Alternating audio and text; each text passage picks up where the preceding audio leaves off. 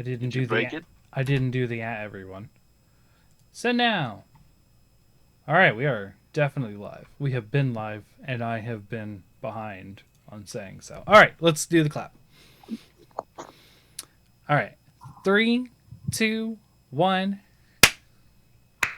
Hello and welcome to the Hunter's Hub. This is your host Fortuan, joined by co-host Sasha. How are we tonight? I'm doing pretty good. How are you guys? I am inexplicably tired despite sleeping very well. I am doing pretty well as well. And welcome back, Ace, who I thought had a Yes. haircut, and you just pulled your hair back. Yep. Been doing that a lot lately. I can't. It's Then, all it's all gone. I've got like that much hair left. Yeah, my hair I think is the longest right now that it's ever been in my life. Although Just felt like growing it out for whatever reason. I still don't know. I did feel vindicated about my beard post some people saw on Twitter where I'd braided my beard. I just twisted 2 lines together because you technically need 3 to braid, but I don't have enough length for that. So I did 2, and it actually stayed. And that's why I took a picture. But anyways, so we're going to be talking about winter, snow, ice, all that kind of stuff, levels for games today. At least here in the northern hemisphere of the world, it is turning winter. In fact, we will not be recording next week because it'll be Christmas. So Christmas lands right on our recording day. So we're going to be talking about some of the best snow levels in games, in our opinion, at least. I don't think we really want to try to rank them. Are yours ranked? No. Okay. Oh, Okay. Ooh, I have to bring something up today too. I forgot. But I'll do it while I remember. Hopefully this doesn't pop up. Alright. Yeah, it didn't. Good. Didn't pop up on the stream. I have to tell you guys January's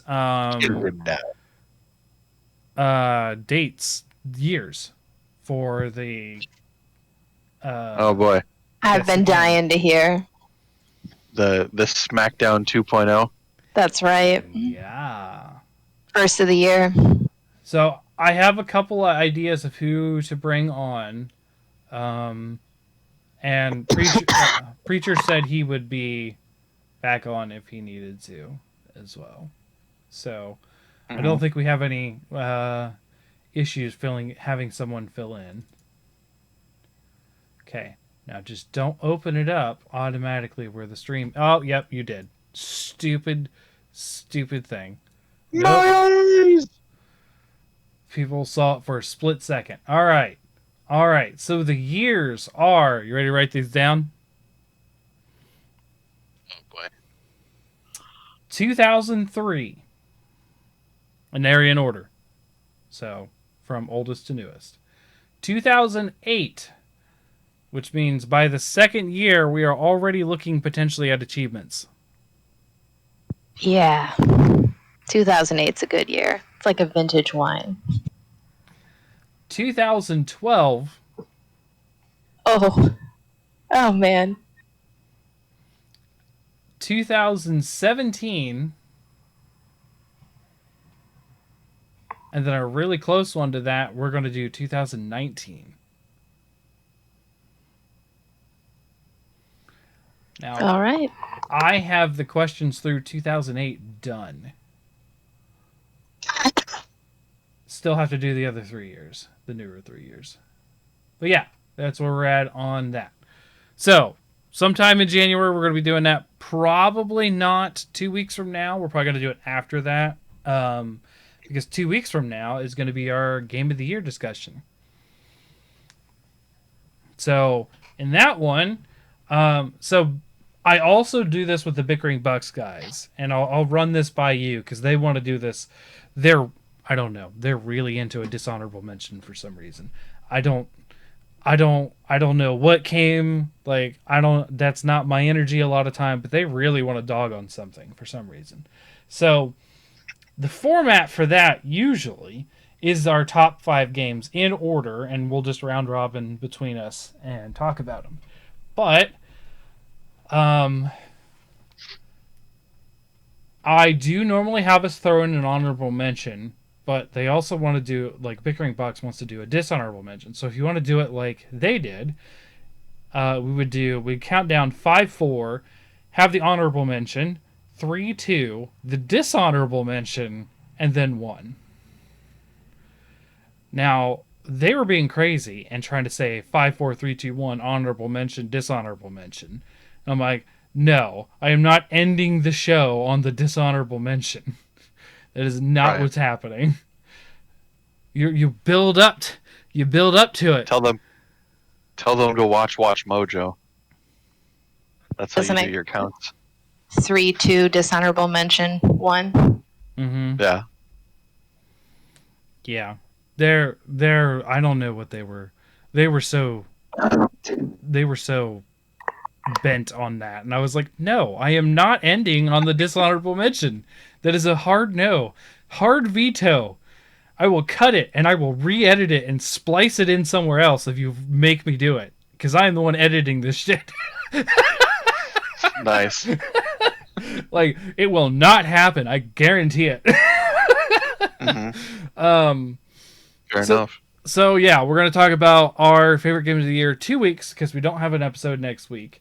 But like I said, today we're doing snow levels. Yeah, I'm just going to go in order to which I wrote them down / reminded them. So I'm actually kind of be going like from like my favorite backwards almost because what came to mind first.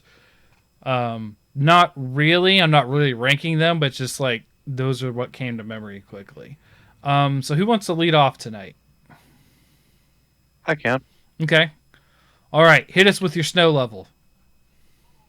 I will give one of the most obvious ones out of the way first. Mm-hmm. It is Cliffhanger from Call of Duty Modern Warfare 2. Sure. It is the one where you start off the mission scaling the side of a mountain or a cliffside to get to a wintry, Siberian base?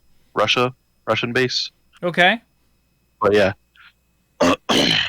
So you do a little bit of scaling with ice axes and stuff, and of course you have one of those moments where you almost slip off and die, and your partner rescues you at the last second.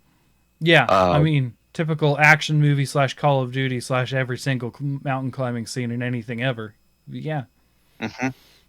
Yeah, and then you've got the thermal locator or heartbeat something dot locator that you have to use to be able to tell where people are, along with watching out for ebbs and flows in the blizzard. Okay. At least sounds interesting. It's one of the more memorable missions, and then it ends with you going on a snowmobile chase to escape. And then you go off like a giant ass jump, and then escape by snowmobiling right into the back of a helicopter, a Helmachopper. Nice. Sounds like a James Bond thing, honestly. Yeah. Call of Duty, James Bond, epic getaways, same deal. Oh, yeah. Yeah, I never played Modern Warfare 2. That's the one I didn't play. Don't they have a wintry one in that one too? Isn't that what you said it Thought was? Modern Warfare 2? No, or I meant 3, sorry. Oh. Didn't you say you played 3? I have played 3. I have not played 2. Yeah. Oh, boy. I forgot to turn off my messenger chat for that. Oh, well. People can see my friend Ricky talking about something. I don't care.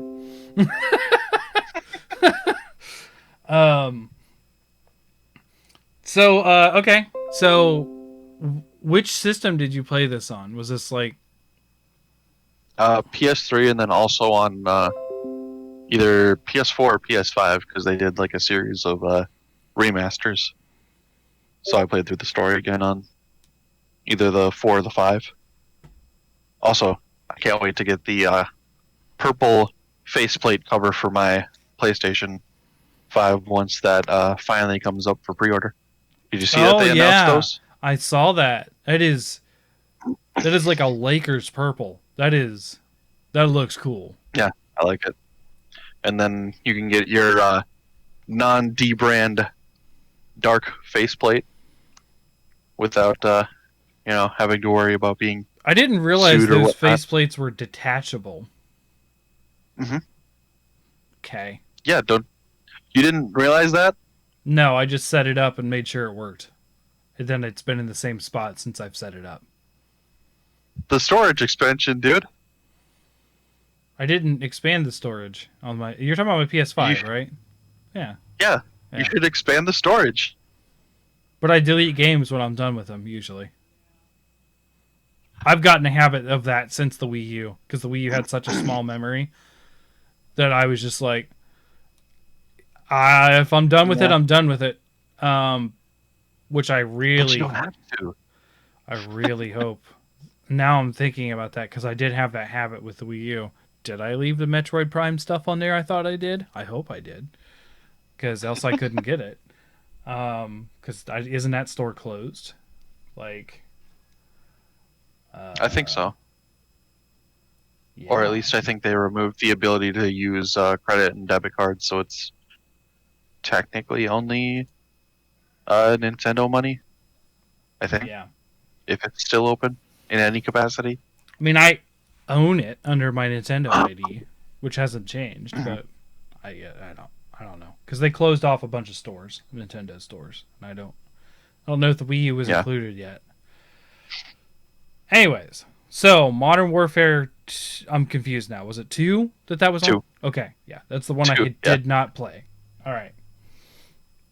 Yeah, I didn't get in Call of Duty until Black Ops, and I was always just mostly a multiplayer player. Which Black Ops had a decent snow level, which isn't on my list. I hope I'm not spoiling anyone else. Okay. Definitely not think- me. I think what I was thinking of is technically, I guess I would maybe technically class it as a snow level because you rescue, if I remember correctly, you rescue Captain Price from like a gulag that's in like a snowy, wintry area, I think. Yep. There's also the multiplayer map that's actually pretty decent, where you get to lay down on a snowplow. Is one of the sniper points. I think like I know what you're talking about. Yep. Yep. Yeah, that was a fun map. I used to play Hardcore Deathmatch. Did you ever play that? That's the one where you have like no HUD and like a single bullet from any weapon kills you. It is insane. Like, my friend got me into it at the time, and we played that together. You should get the remasters for the current consoles, and we can do some 1v1 or. We still got to do 3 Ultimate 3VL. together, and we got to do other things together. Like, I got to finish Back for Blood at some point. Like, I have. I mean, I had a good streak going of 3U this past week. Yeah, I know, but like, it was all like I'd see it like on Twitter the day after, and I'm like, what? But I'm not on Twitter at night. Like, I'm usually playing something at night, so it's probably fine. Tomorrow and Monday I will probably be on because I have off on Sundays and Mondays. So I may have time after the kids are in bed. So, because I actually have them an extra day. I'm not taking them back till Monday.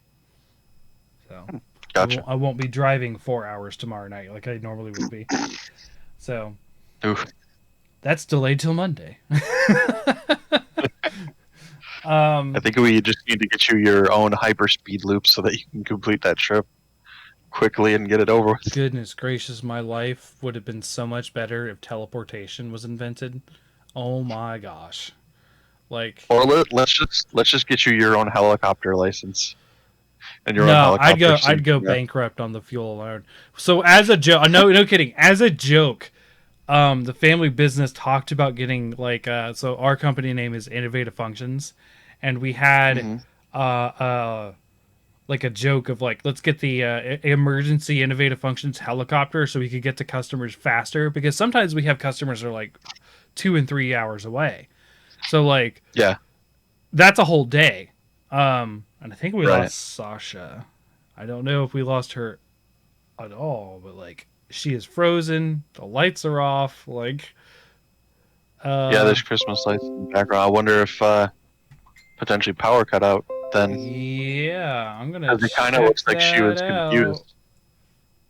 Yep, my power just went out. Okay, Oh, man. join when you can, and we will clap you back in.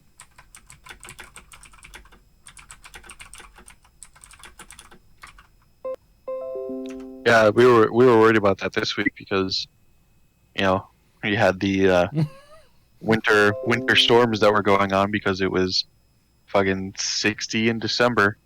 So we had rain and thunderstorms, and then for the rest of the week it was like 30 to 40 mile an hour winds.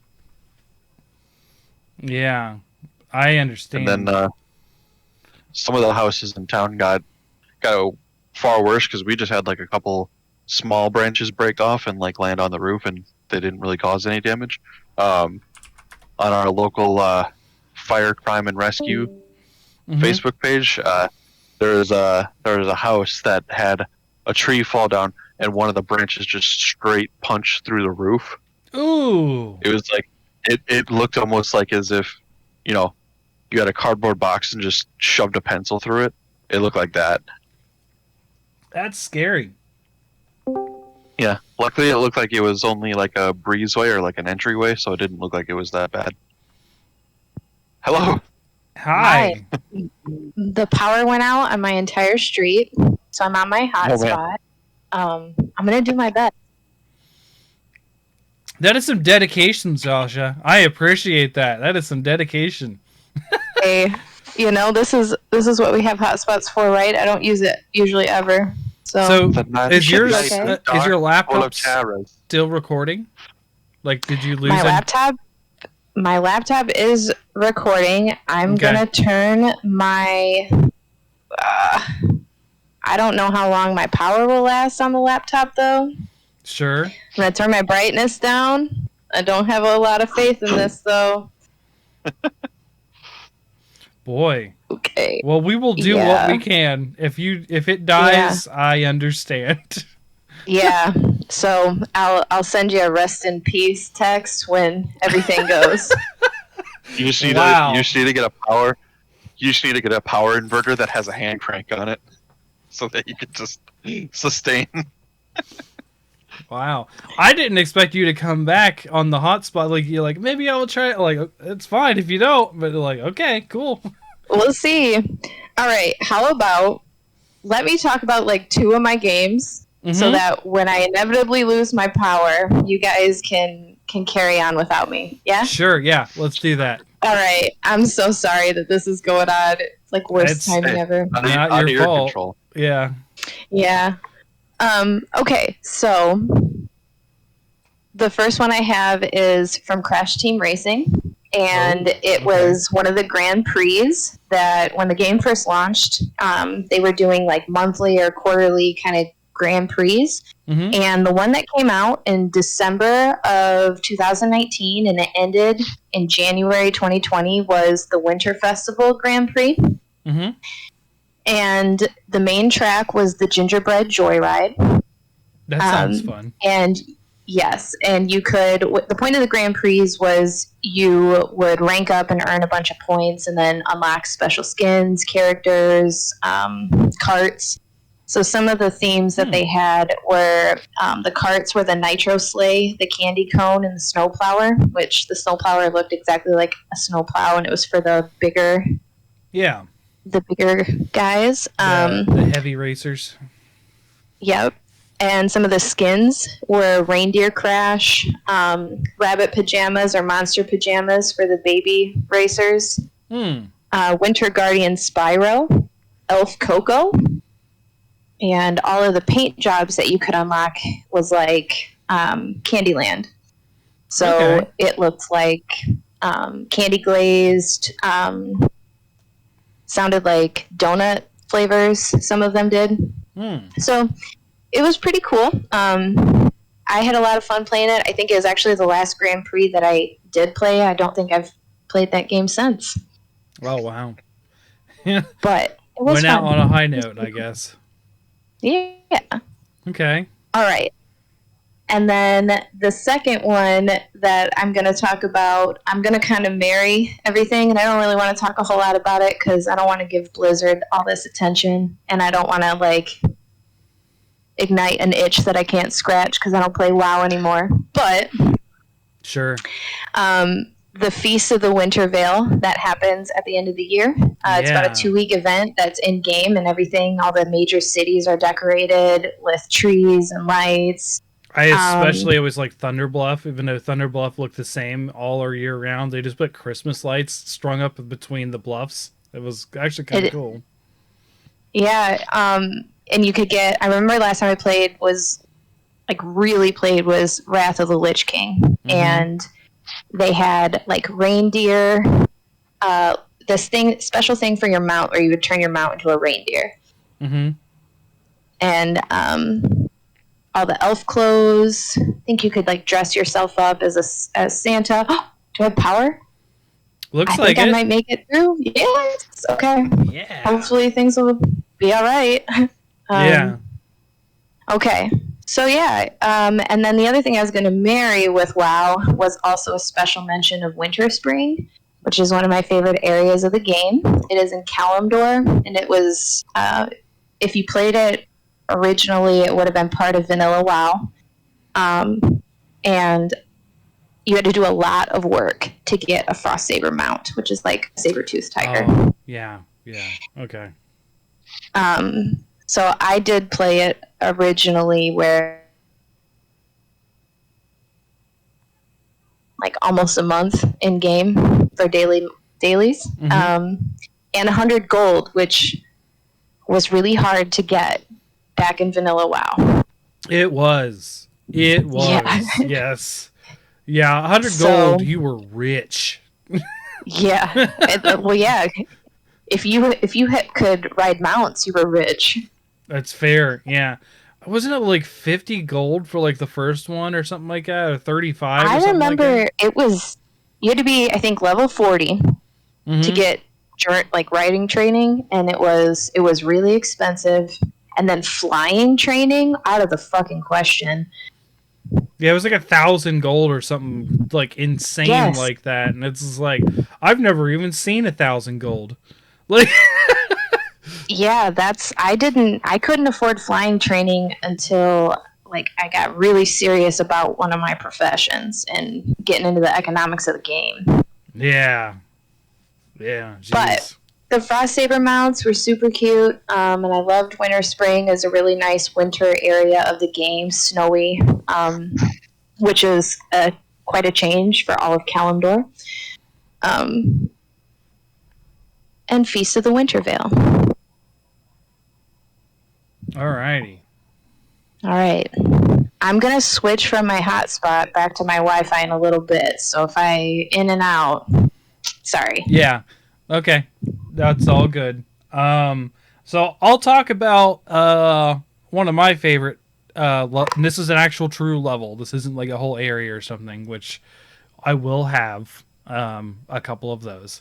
But Donkey Kong Country, the original one, Donkey Kong Country is known for having like these very, I don't know, awesome tunes. Like a lot of people really like aquatic ambience, or one of my favorites is the ending Galley Plank Galley song, or the credits song, which are actually called Tectonic Records.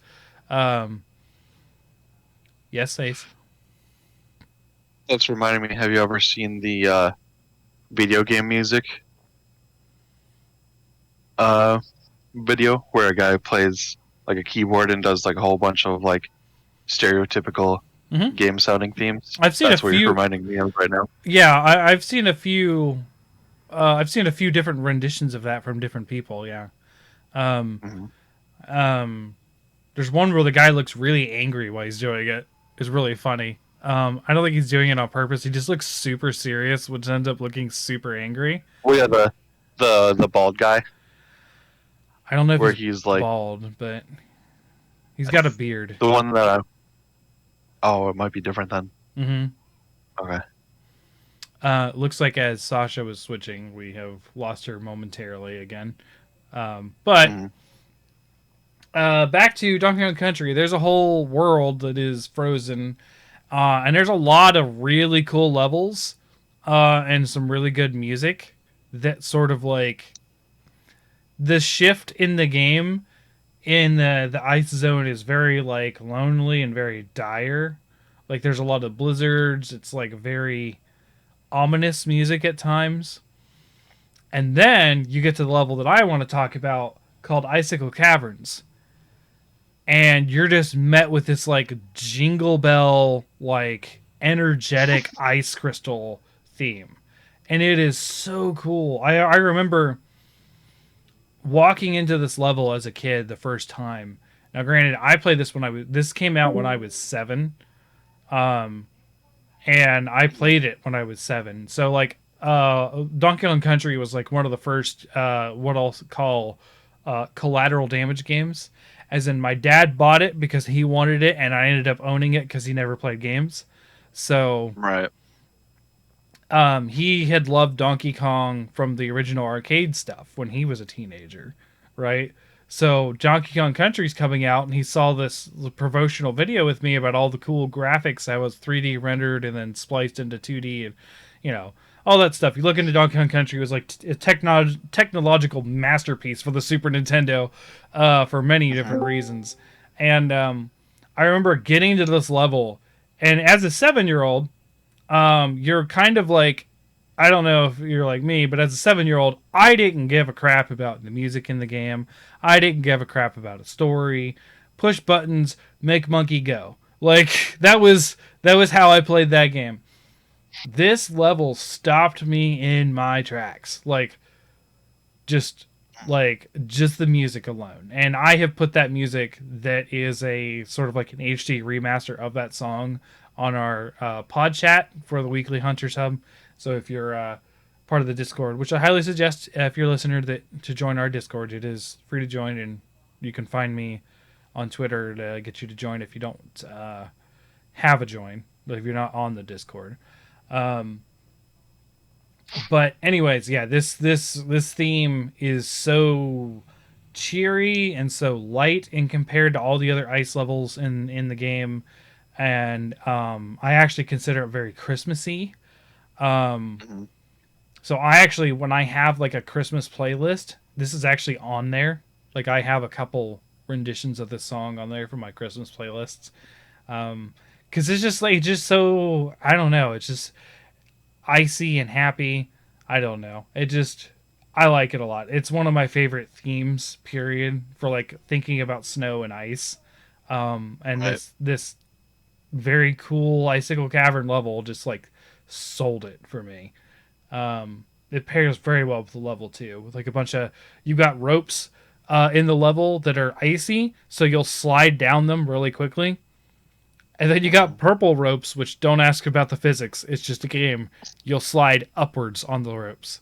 So you got to figure out how to not go as fast before you run into some zingers, which are the bees.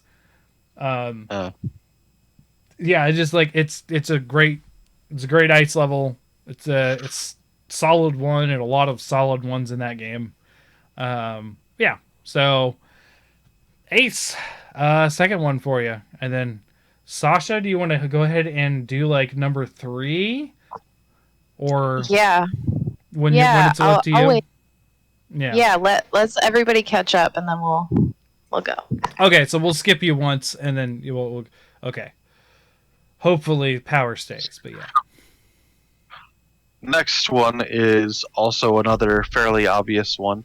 Mm-hmm. It would be any Star Wars game that includes A Hoth level. I almost included this myself. And yeah, I think we did look at some lists to sort of get an idea of snow levels. I think we all did. This was on every list. Hoth was on literally every list. I saw an article that had like 10 YouTube videos of different Hoth levels from games. Yeah, with asterisk of also including Starkiller Base, because that's also a sort of snow level ish too. It's always just fun to go back and play because I got Star Wars Renegade Squadron on PSP, which was, and I got I had the special edition white PSP with the Vader Black Darth Vader. Yeah. Chauncey had that too. You guys both had the same PSP. Mm-hmm. Yeah, so there was like a multiplayer, or if you just did, I think in the campaign, they had that as one of the planets that you could do in the Galactic Conquest in that game.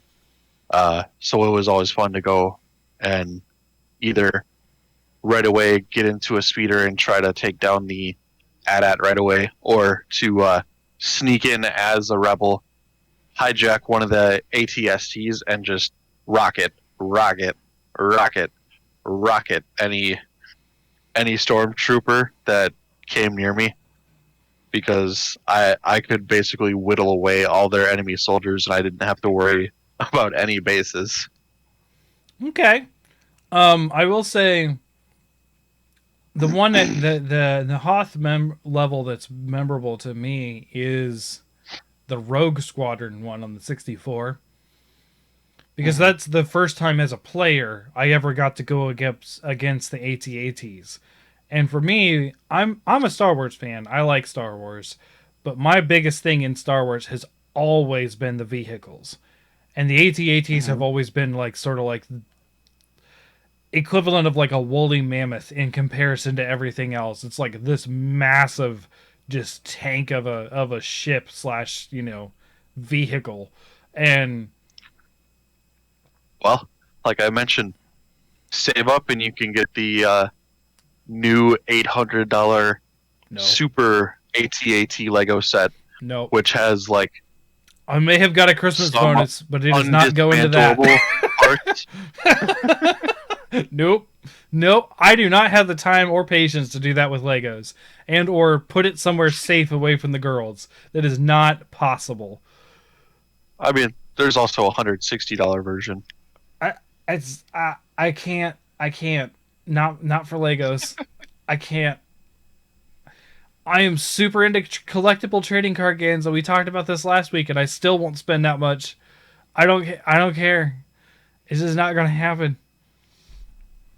All right. Well, then maybe I'll get you a micro fighter set. You can have that. I'm okay with just playing it in a video game. I am totally okay with that. I will say, there's actually a really cool level. I don't remember exactly because it's been since like June since I played it, but is it Force Unleashed? No. Well, the newest Star Wars game that was really good from EA. Fallen Order? Fallen Order has a really cool snow level where you have to fight an ATST by yourself. Like, it's like a boss fight in the snow. And it's actually really cool. Like, you gotta deflect the lasers and stuff, but you can't, like, it's so powerful that you can't just, like, haha, I win. It's not like that. Like, it's just like, oh, wow. Force Unleashed made fighting ATSTs look fucking cartoonish. Oh, yeah, you just picked them up and threw them, I think. Yeah, and, like, crushed the legs into them and made them basically into just a fucking bin ball. Yeah, if I remember correctly. Yeah, Force Unleashed is the dark side one, and I'm talking about Fallen Order, where you play the scrappy redhead, Cal Kestis. Cal, yeah. Which, man, I tell you what, with all these extra Star Wars games, Order 66 was a disaster. So many people survived Order 66. I tell you what. Well, thanks to the due diligence of Obi-Wan and Yoda going back and changing the signal to warn people away, It's true, yeah. as well as some Jedi not being fucking idiots and being clueless. Yeah, man, the way they did that in the original trilogy, were just like, you saw some of them just be like, "We got the order, sir." Bang! Shoots a Jedi in the back. You're like, aren't they supposed to know, like, the danger sense or whatever? Like, I don't. Like, some of them died pretty pathetically too. It's like, I'll defend myself, and then he gets like shot from like the derpy stormtrooper off to the side. He's just like, "Hey!" Well, Kai Mindy, I think, is who Mundi is who you're talking about. I mean, he put up a decent fight, but like at the same time, I would put that it would be very confusing, seeing as a lot of Jedi formed like relationships and bonds with the troopers. And I would say you should definitely, if you haven't already, rewatch the 3D animated Clone Wars series, because I understand that whole thing gets a lot more attention with the inhibitor chips in the series. And this comes really from 17-year-old me who saw episode 3 in theaters. Like I was like, that looks dumb. Now, well, I would say that I forget her name, the blue one. Was it like Twee or something? I would feel that she would have been more agile and could have maybe defended herself a little bit better instead of just being like, "Huh? What?" Poof. And then that'd be a me reaction. What? Betrayal? Oh, I'm dead. And then the other one with the riding her speeder, and then the two drop back. But I guess the speeder bikes aren't like motorcycles, and they don't have like side view mirrors, so that would kind of be a little more forgivable. That's how more than one like, scout trooper lost their lives, is not looking in front of them and hitting a tree in Endor. So many scout troopers lost their lives to trees in Endor. The real danger on Endor, trees. Yeah. Oh man. Boy. So Sasha, we were going to skip you because you did two at once because we were afraid about your power. So I'll go on to my next one, and another rare game back in their heyday. Banjo-Kazooie's Freeze Easy Peak. Now this one, I like this level a lot. It's not my favorite in the game. But it is a very holiday-themed level as well. I mean, in the literal center of the map is a giant snowman with like a scarf and a pipe and stuff. There's a fun mini game where you have to keep the what they call tingles or the twinkles. They're basically Christmas lights, and they live in a Christmas light box, and they want to jump on the Christmas tree. But the munchers, or they think of what they're called, the munchies, like these little reptile things come up out of the ground and just eat the Christmas lights if you don't stop them. So you got to jump on ground pound on their head to save the twinkles from being eaten. So you have to get so many twinkles to the Christmas tree before they get eaten. There's a bobsled race. There's two versions of a bobsled race. With I can't remember his name. It starts with a B. Also, the polar bear who you race with the bobsled race accidentally ate one of the jiggies, and that's why you can't interact with him at first. You have to smash the jiggy out of him with the beak slam. This game's very violent in a cartoony way. Like, Kazooie beak slamming people is like the number one way of how to fix their problem. Just like, let me just pile drive you in the stomach to make you throw up whatever you ate. It's like at least once a level. Oh man. You were going to say something, Sasha? I was just going to make a joke when you said, I can't remember his name. I think it starts with a B. Let's say Banjo? Oh, no. I think it's Bubba is the polar bear. But yes, Banjo is the bear. The bear and the bird. The protagonists. I've never played Banjo and Kazooie, but I played a ton of Conker's Bad Fur Day. Now you're describing some violence, cartoon violence. It sounds like maybe I'll play it. Oh yeah, no, it's not as adult or funny as Conker's Bad Fur Day. I never finished Fur Day, but Banjo Kazooie was like a solid. I think it's one of the best collectathon platformers there are. I put it over Mario 64, and a lot of people put that at the top of that genre. So, but that's just my opinion of it. But Freeze Easy Peak is a fun level with some fun music. I would say the downfall of this level is all the water is so cold that it hurts. So it's kind of annoying because all the water becomes a hazard. But this is the level where you learn how to fly for the first time in the game too. Not how to fly. I'm sorry, you learn that in Treasure Trove Cove. There's a lot of flying in this level. You get the flying beak slam in this level. So there's normal flight and you're just sort of you can't do anything, but then you get a midair like missile attack where you just shoot forward like a missile and slam into something. And by the way, if you don't hit something you intend to hit, you're gonna lose honeycombs, which is health. So if you just slam into a wall, you're like they're like, oh, ow, oh, like, and you lose some health. Because they actually make a challenge where you have to go around, and the only way to kill the evil snowmen who throw snowballs at you is to flying beak slam their hats for some reason. I guess the magic in their hat keeps them alive, like Frosty. So you got to knock off their hats.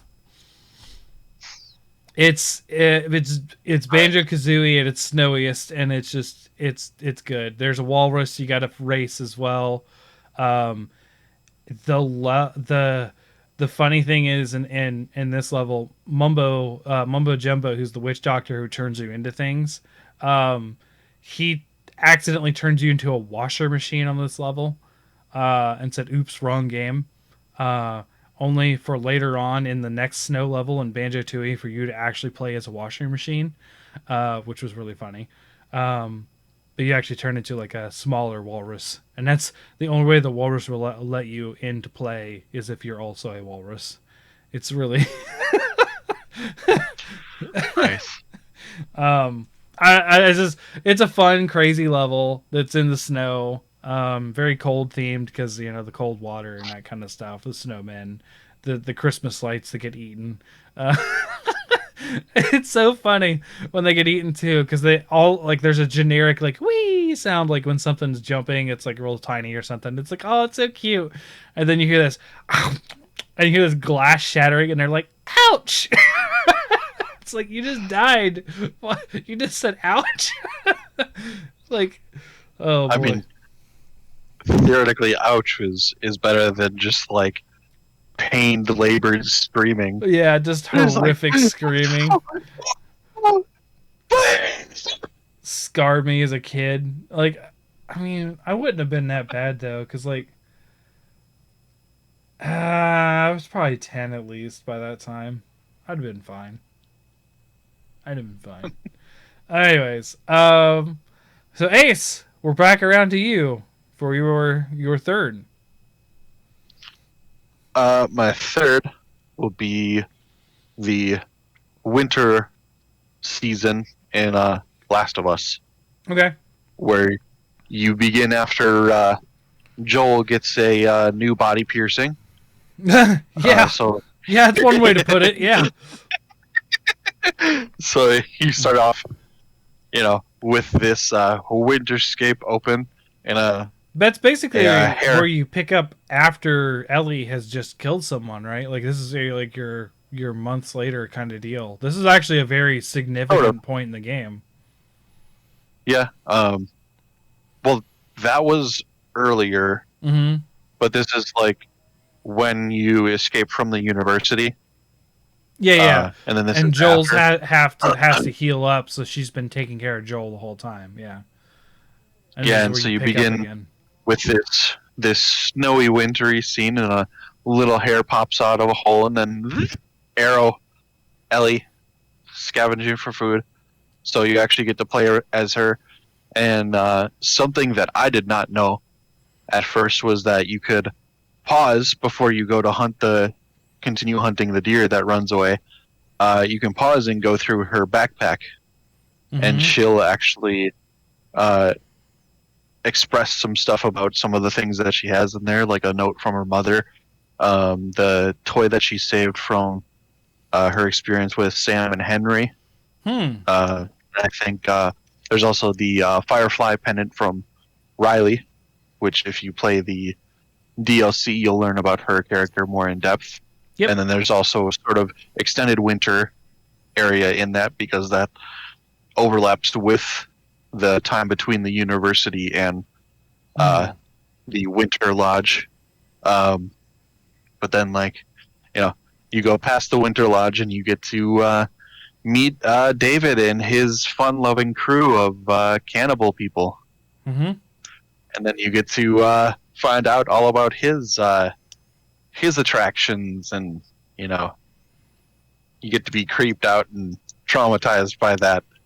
And then similar to how that piece of rebar gave Joel a new body piercing, Ellie gives him a new close shave at the end of it.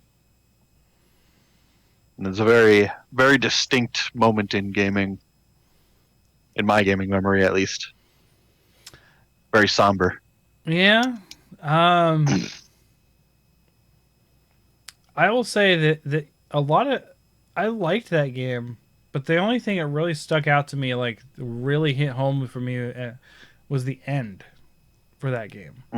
Not saying everything up to that point didn't matter, but like the one that really... Play 2. I don't want to. I will send you a copy. No, please don't. I have your business PO address. Yes, I will send you a copy. You do have the PO box, yes. I have a stack of games, and I've had to cut a couple games because I'm just like, I can't do it. Origins I had to cut, but we talked about that already. But like, I still got a lot of games to play, man.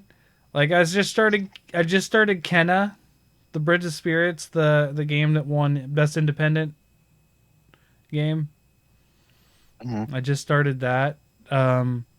Still got to do Guardians of the Galaxy. Still got to do Bloodstained. Still got to do like all this stuff. And we started Jurassic World Evolution 2 for Pickering Bucks. Like, I won't get to it yet. It'll be a while.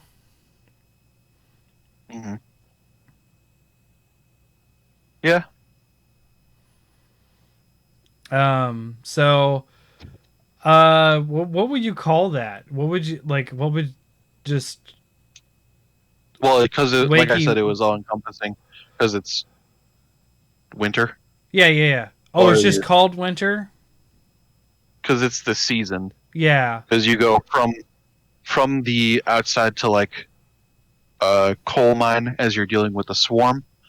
Then you go back to Joel, and then David's people are hunting you.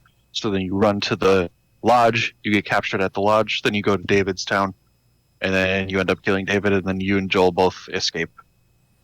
So winter, Last of Us, winter. Okay, cool. Third one for you, Sasha. This is very on brand for me, but Fallout 4. If you are in game on Christmas Day, Diamond City is all decked out. Oh. Like, it's decorated for Christmas. So there's Christmas lights everywhere. There's Christmas trees. At some point, there was an update to the game that also allows you to craft Christmas decorations so you can decorate all of your settlements.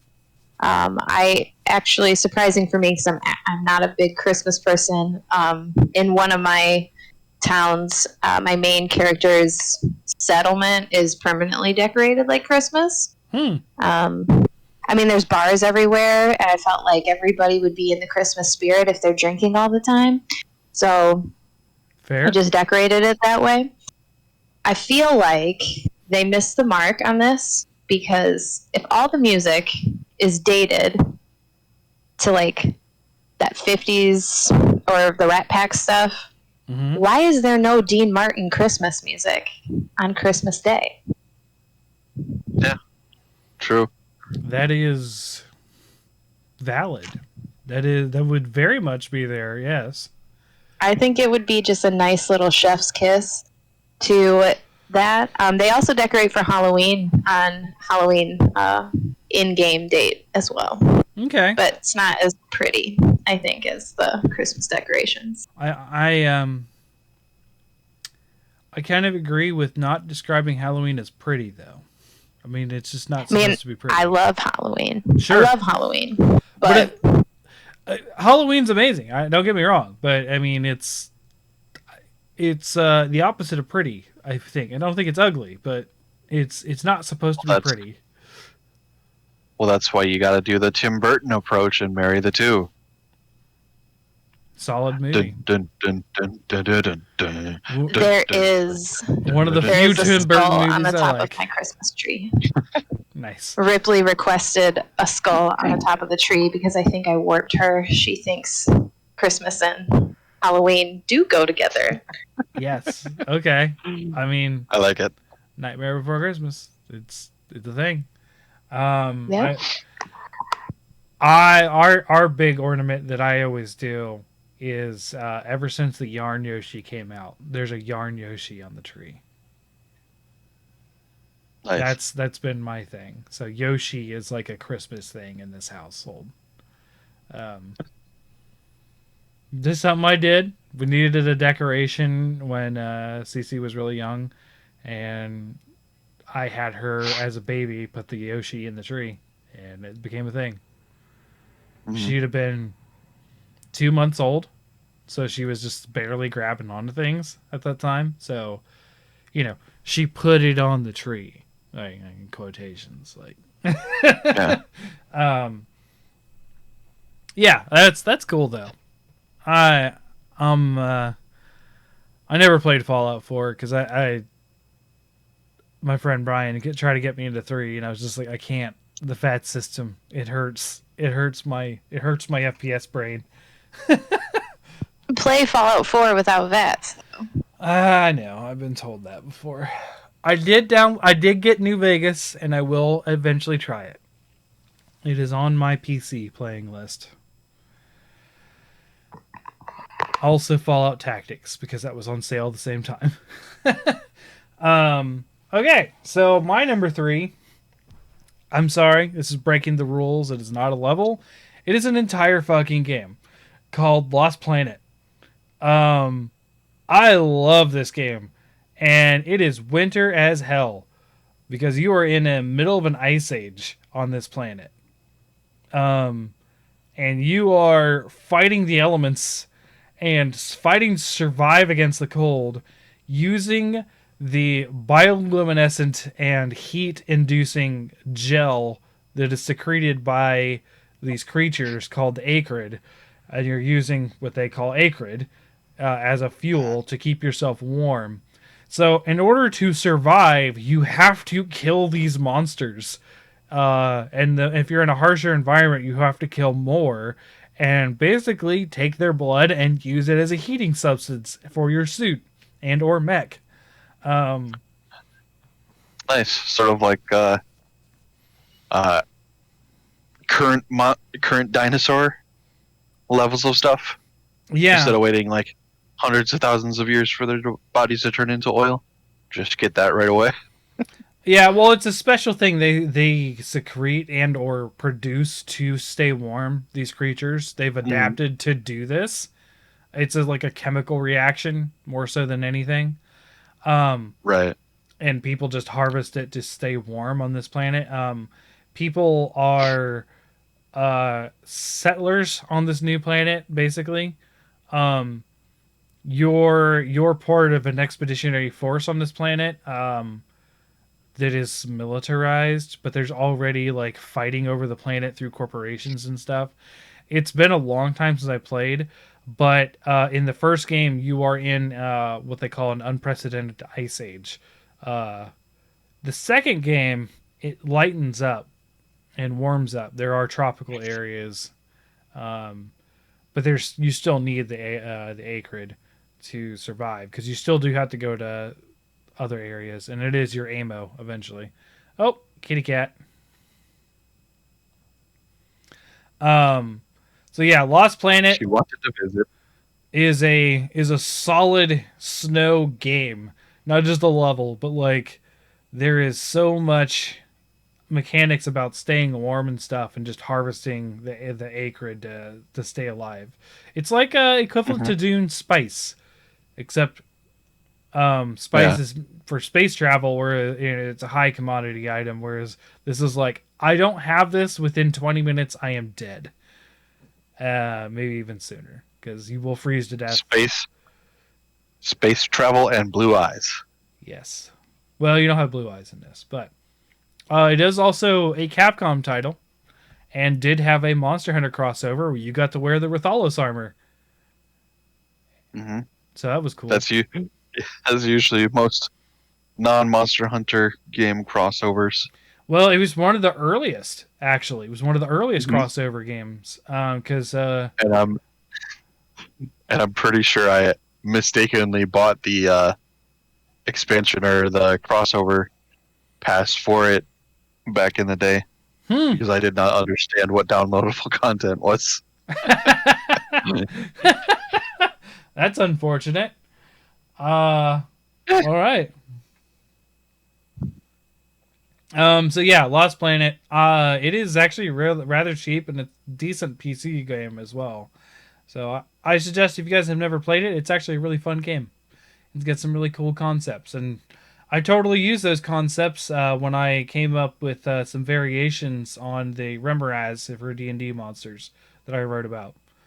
Because the Remoraz has a similar idea where it produces this extreme heat to melt the snow around it.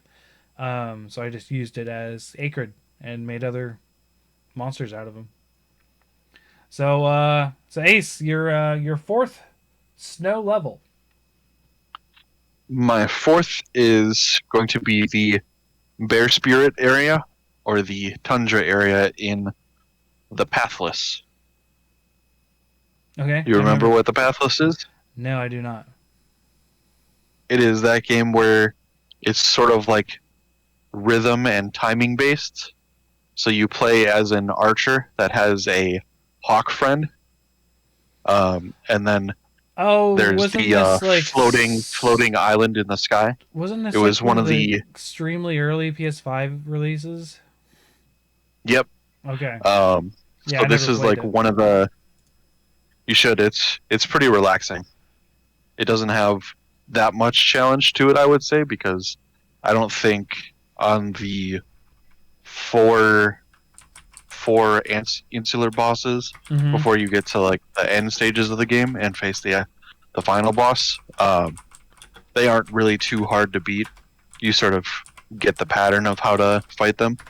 Um, but Okay. the Bear Spirit area is a like vast winterized area Mm-hmm. because as you play the game, you're slowly like ascending the mountain to the point where you can cross up and go to the island that's floating in the sky. Sure. So the higher you go, the colder things get. So this one just becomes a wintry area for you to explore. Oh, oh, Okay. oh. Interesting that it's the bear spirit, though, considering a bear would be hibernating in the winter. But okay. Well, there's also the thing of the animal spirits were corrupted Mm-hmm. by the antagonist of the game. Mm-hmm. So there's what is it? There's like the deer, the snake, lizard, and bear, and so they all get corrupted in some sense or another. So you have to Mm-hmm. go and free them. Okay.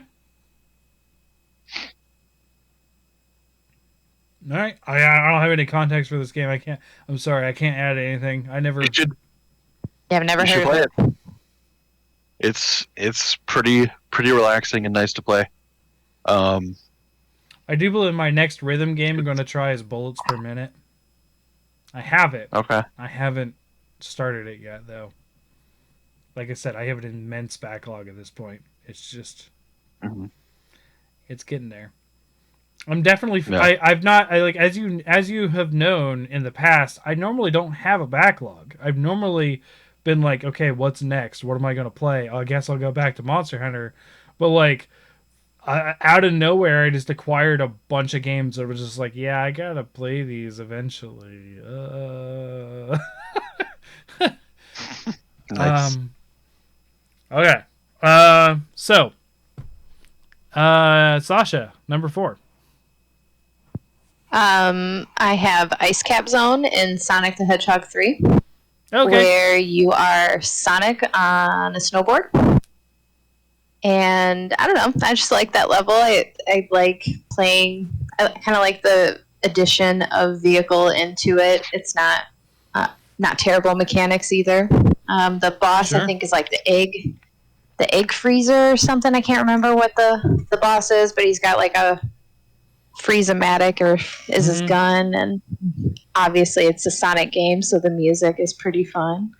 Mm-hmm. But the whole level is like winter themed, ice caps. And I'd like to like honorable mention, what was that game on? It was like Windows game where you were going downhill ski, or what was it? And the abominable snowman would eat your character always before you made it to the bottom of the Ski. I think it's just called Ski or something like that. Yeah. Yeah. Yeah. I know what you're talking about. I feel like I played both of these games around the same time. Okay. Similar vibes. You know, there's something I forgot to mention. We talked about games that would that freaked us out that normally shouldn't, or like we didn't expect it to. You're talking about this abominable snowman thing. It wasn't that. It was actually solitaire. I don't know if you guys remember, but there was like a happy sunshine skin for the solitaire cards. And if you stared at it long enough, the sun actually winked at you and smiled. And it always freaked me the hell out. Because I was like, did it just move? Oh my gosh, did it just move? Like as like a younger kid, it just like scared the shit out of me. That little like smile and a wink from that little sun. Like, what the hell? Sorry, it just reminded me of that. No, that's definitely weird. I don't know, man. Sudden movement out of nowhere? I don't like it.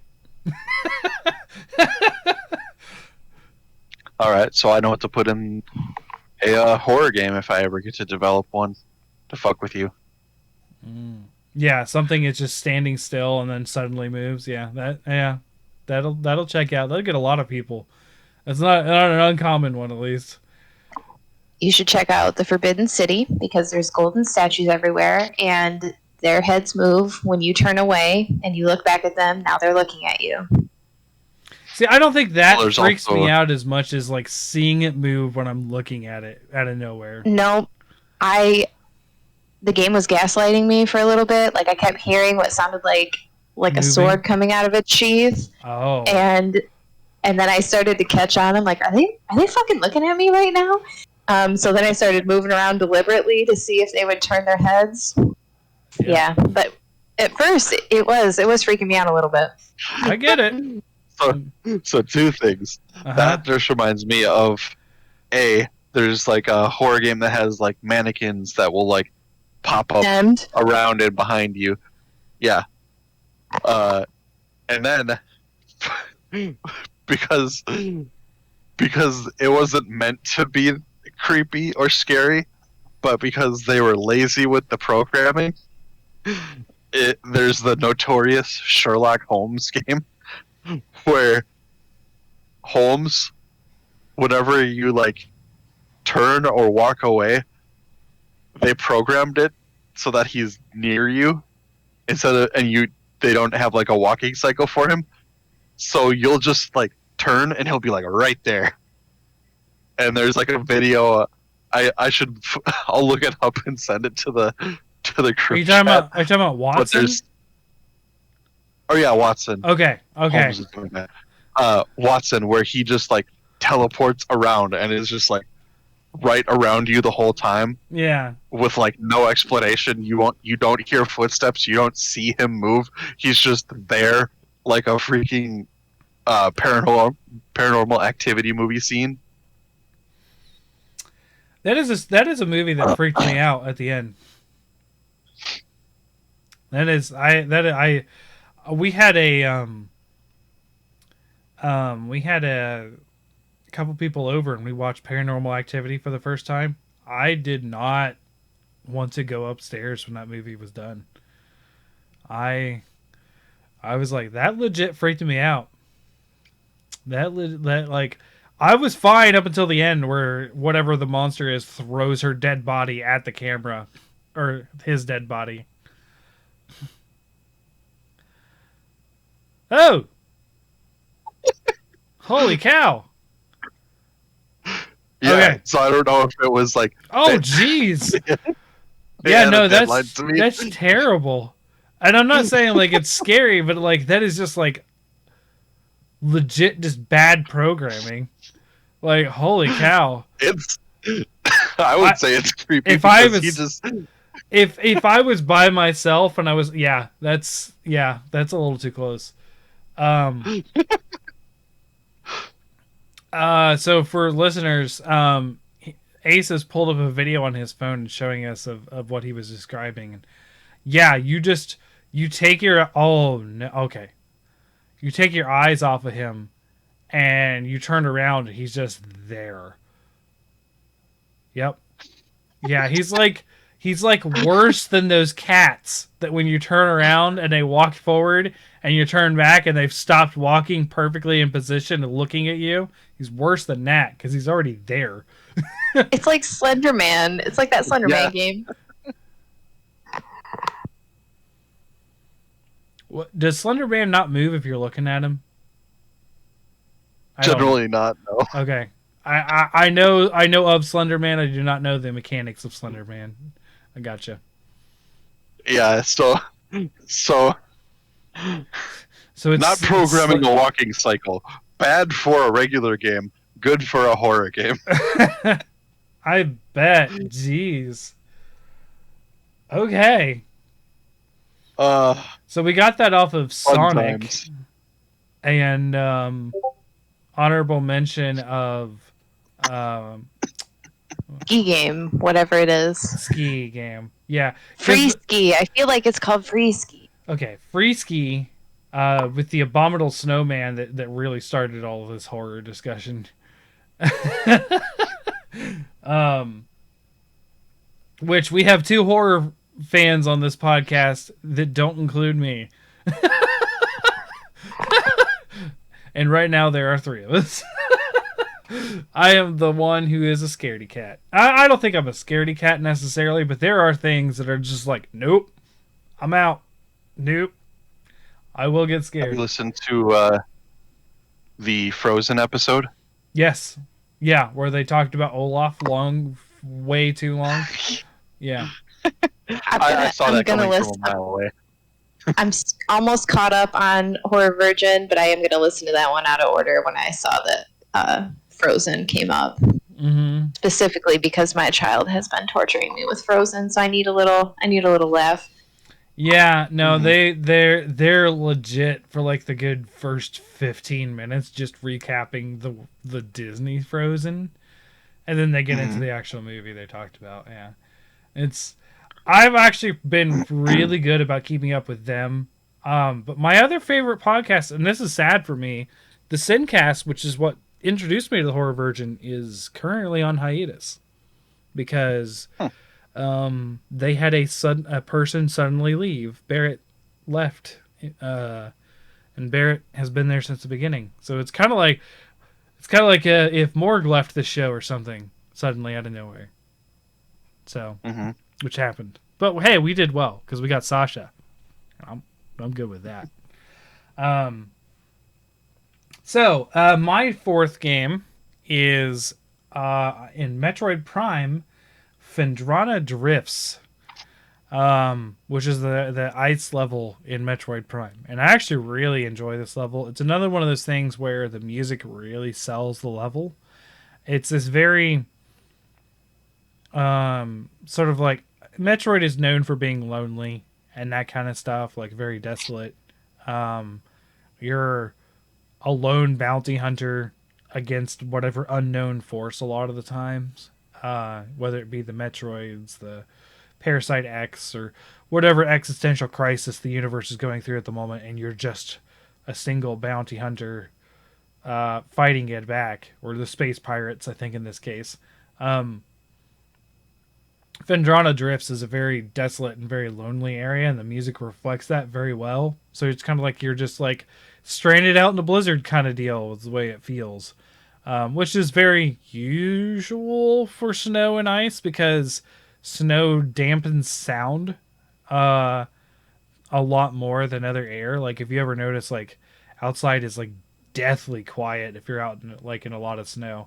Which both of you have had snow already this year. I have not. I have not had any accumulation yet this year. So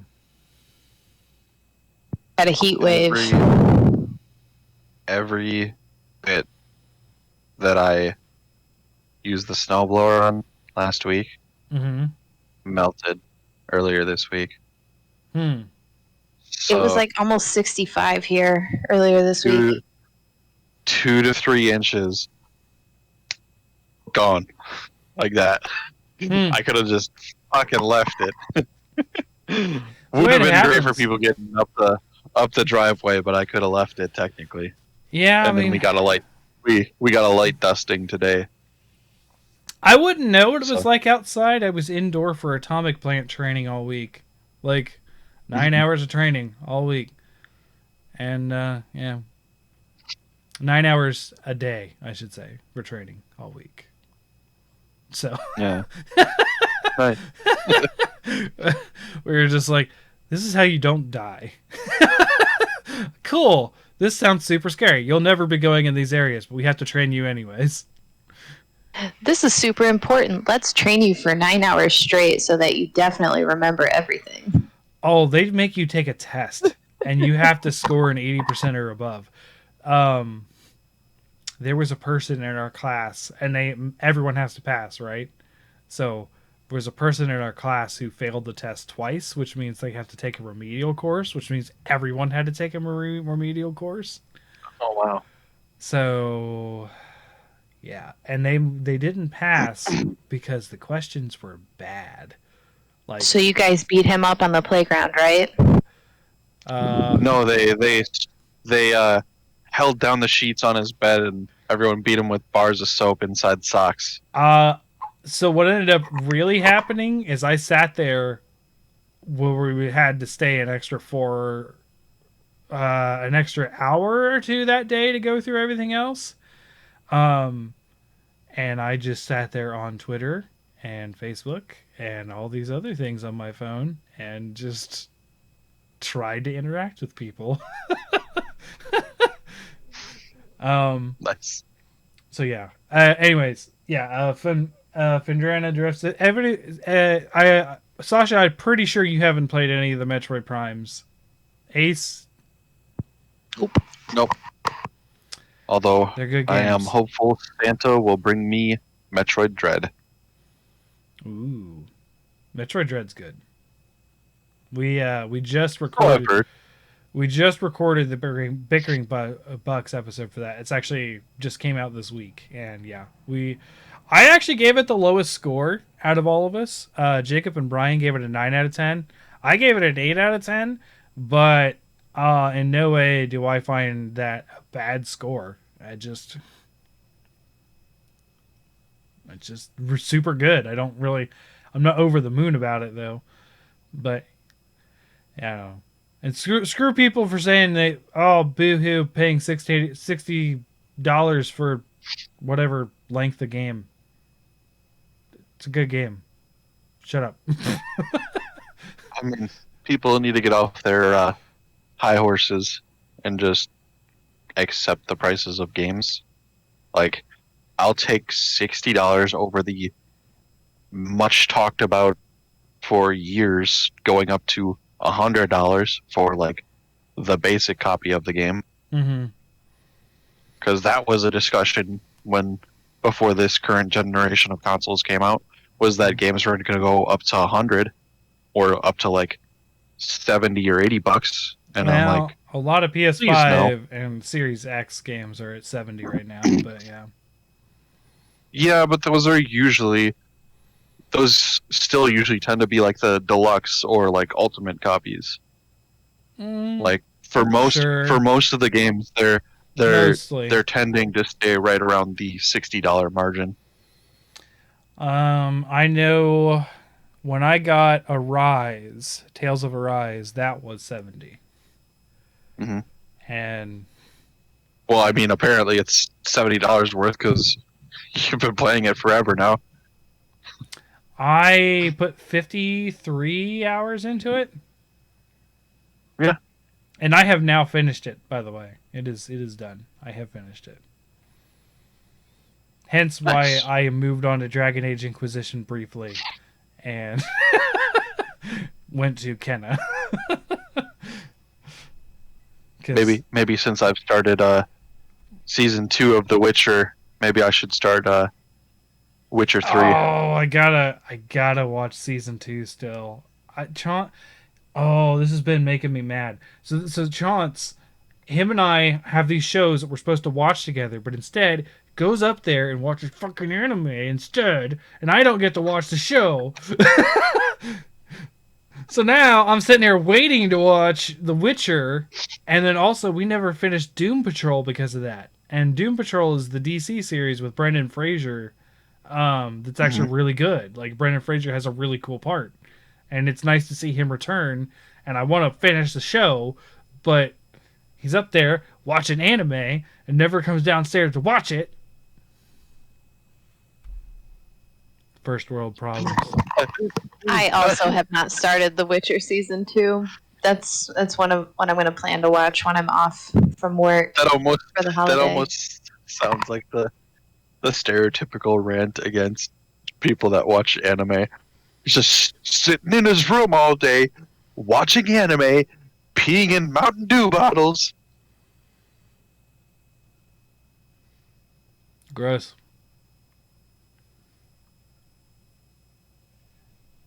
So, Metroid Prime, you should play it.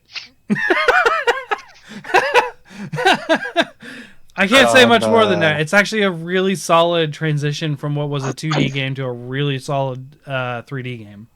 It's a slow-paced first-person shooter. Not fast-paced. Slow-paced first-person shooter. I think it's cool. Anyways, Ace, this is our final one. Or, without honorable mentions, of course.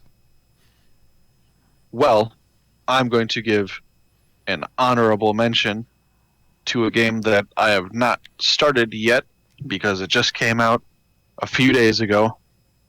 The spiritual successor to Shadow of the Colossus, Prey of the Gods. Pray for the Gods. Still don't know the title exactly. But that one is set in like a that is me. World that is experiencing never-ending winter.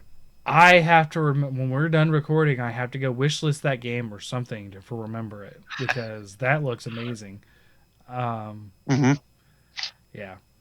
because I originally had watched Jacksepticeye play it on like beta or whatever access on PC, and then I saw it when I got my PS5. I saw it on that list, and I immediately had a surprise mark pop up over my head. So I've had that since I got the PS5. You snaked marked it down. Boing. Yeah. I was like, oh, a thing that I can get that isn't exclusively on PC anymore. Yes. So yeah, I feel like I'm in the best of all gaming worlds right now, having a very powerful PC, having a PS5 and a Switch. Because if there's anything that comes out, I can play it. Literally anything. I've also very loosely entertained the idea of getting a Series S just because they are so readily available as opposed to the X. They have a deal right now. If you get the Series S, you can get, I think, 2 years of the Game Pass with it, which I did see that one, yeah. is worth it. Tales of Arise is on there. Both Dooms. Both Dooms are on it too. Mm-hmm. But I already have Doom Immortal and the Steelbook to go with it because I'm crazy. Doom Immortal. Or Eternal. Yeah. I was like, there's Diablo Immortal, which is coming out, which is a mobile game for Diablo. Wrong word. Same premise. Yes. Doom Eternal. Yeah. Yes. Because, like, I think it was like a couple months after I got you your Steelbook, there was like a sale for Eternal. And I was like, fuck it. Mine.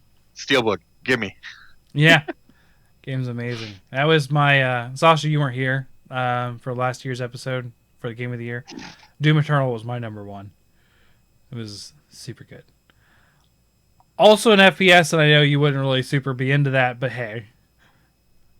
It's a really good game. All right. Then my number 5, my final, is the snowy, wintry area around Jackson in The Last of Us Part 2. So it is the intro section to the game and sort of your is it called, what would be the phrasing, the impetus of the whole game. Sure.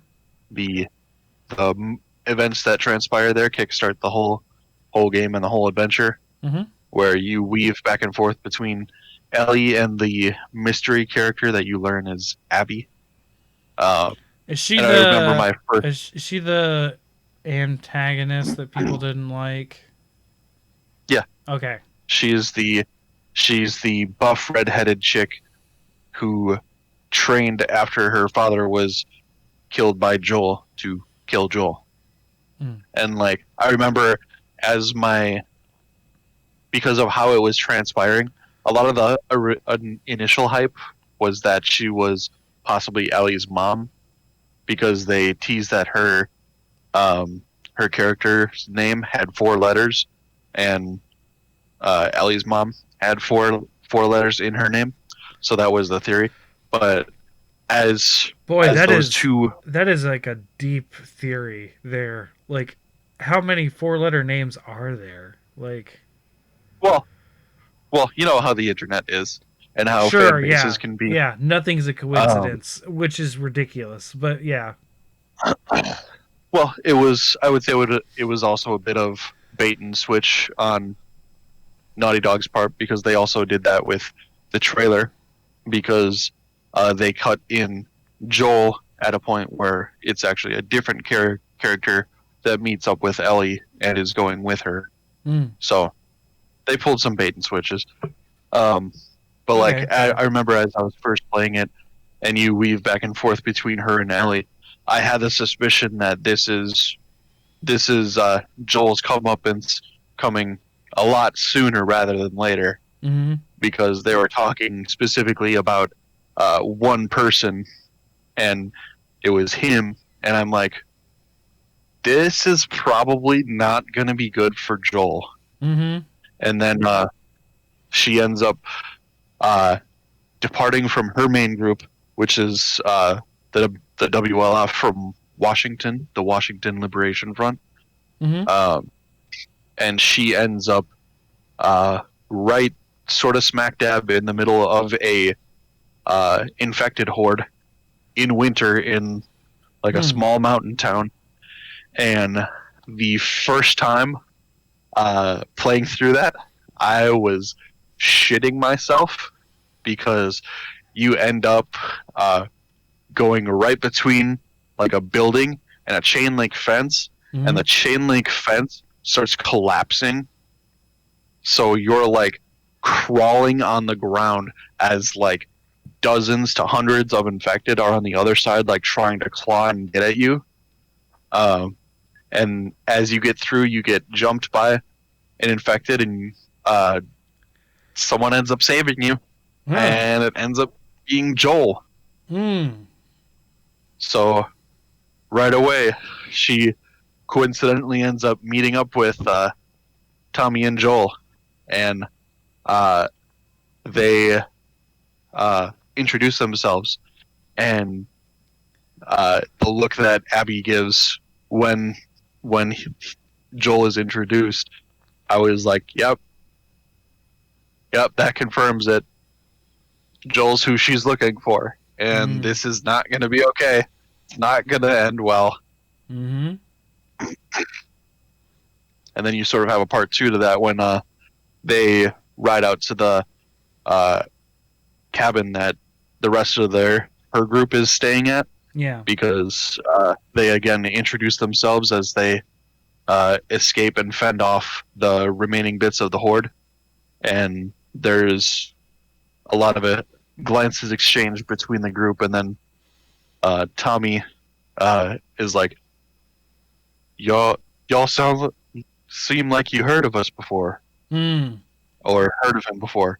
And then Abby's like, that's because they have, and she has a shotgun and just blows out Joel's right knee.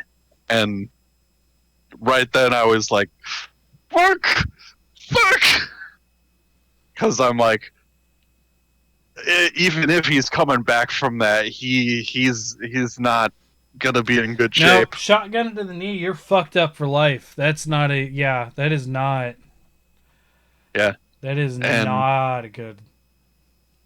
And the animation that they put on that, it looked like it was barely hanging on to.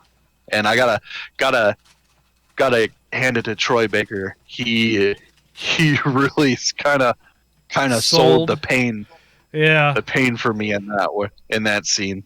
Because that was a brutal scene. Yeah, I imagine. Brutal game overall.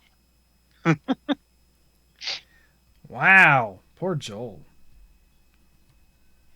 I mean, there's also poor WLF members later in the game, because there's they get beat another up, right? Well, there's an instance later in the game where you, playing as Ellie, go into a subway station, and that's where you get introduced to the Shambler. The Shambler is a new type of infected that will just stagger towards you and has acid spore pustules on it. So it will just go towards you and explode those in hopes to melt you, basically. Yeah. And then drink you as you're just a puddle. I don't think they eat you, but they'll melt you for sure. Okay. Very gruesome. That's not to mention the Rat King as well. Have I told you about the Rat King? Oh, that's a real thing, where the rats are all tied together. Yeah, that's a real thing. That's a real phenomenon. They do that with infected in the game. It's like one or two bloaters combined with a bunch of different infected. Gross. Super gross. I feel like I was horrified and amazed. I feel like if this wasn't a PlayStation exclusive, I think this would be a good Sasha game, honestly. Yeah. Yeah. I've played the tamer version of people doing fucked up things to each other in the apocalypse. Walking Dead, Telltale. Which Season 2 is also a winter game. And has a very similar injury that if you're coming back from that, I'm not sure your quality of life is going to be super awesome. Kenny gets his face beat so badly that he loses his eye. Yeah. That's rough. Kenny. And then by the end of the game, Kenny isn't doing so hot. No. And you're left with another fun choice. But I'm like, I don't know. Based off the first game, Kenny already wasn't doing too hot and was prone to not so good decisions. So I saw a meme speaking about Kenny. So the meme format, I don't know if you guys are aware, but that I don't remember his name all the time, but the famous DM for Dungeons and Dragons. He does does he DM Critical Role or something like that? I don't know. Anyways, this guy, he's written books for D&D. He has his own universe. They actually officialized it and everything. There's a meme format where first thing is said, he's like, what? Second thing is said, he's like, okay. And then third one, he's like, yeah, kind of like that sort of idea. So first one is using your wizard familiar to suicide bomb enemies. And it's just like, what? That's terrible. No, okay, is don't do that. Third one is name him Kenny so you can keep doing it. And then and then it's just all this like, yeah. like Matt Mercer. South Park. Not Matt. Is it Matthew Mercer? I don't know. No, it's not. That's a voice actor. You just said Matt Mercer. That's why I said that. No, I don't know. I said South Park. I'm trying to think of the format for the DM. Famous DM, Google. Oh, and additional honorable mention to Spider-Man Miles Morales. Yeah, it's Matthew Mercer. I was right. Yes. Okay. Google told me. Anyways. So,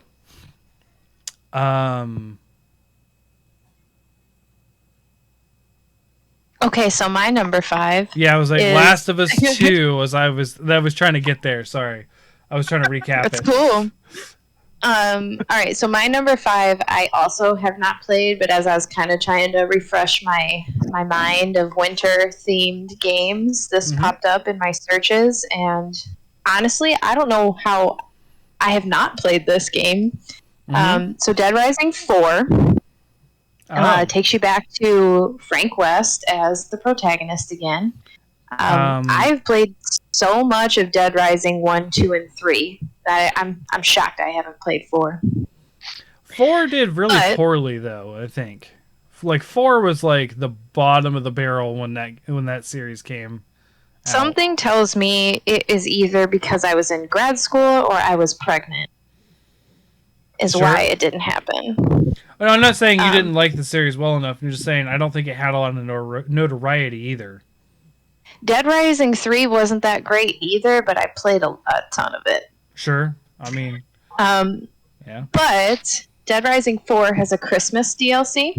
And apparently Dead Rising 4 is totally set in Christmas. So the whole game is already decorated as Christmas with Christmas lights and things. But with the Christmas DLC, apparently, you fight Santa. He has sadistic claws, and he has waves of elf zombies. You improvise weapons made with all of the Christmas decorations. And then there are a bunch of zombies that are dressed like elves, I guess. It all looked really cool, and it looked really fun. So I think I'm going to download it and play it before the end of the year. Okay. All right. It's kind of giving me Robot Santa vibes from Futurama.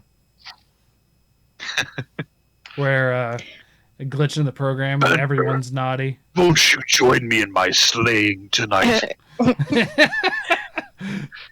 Okay. All right. A whole game set in Christmas. All right. I saw screenshots of Frank West dressed as Santa in a snowblower killing zombies, and I'm like, yes, I'm here for this 100%. I do love just the utter, like, just what do you call it?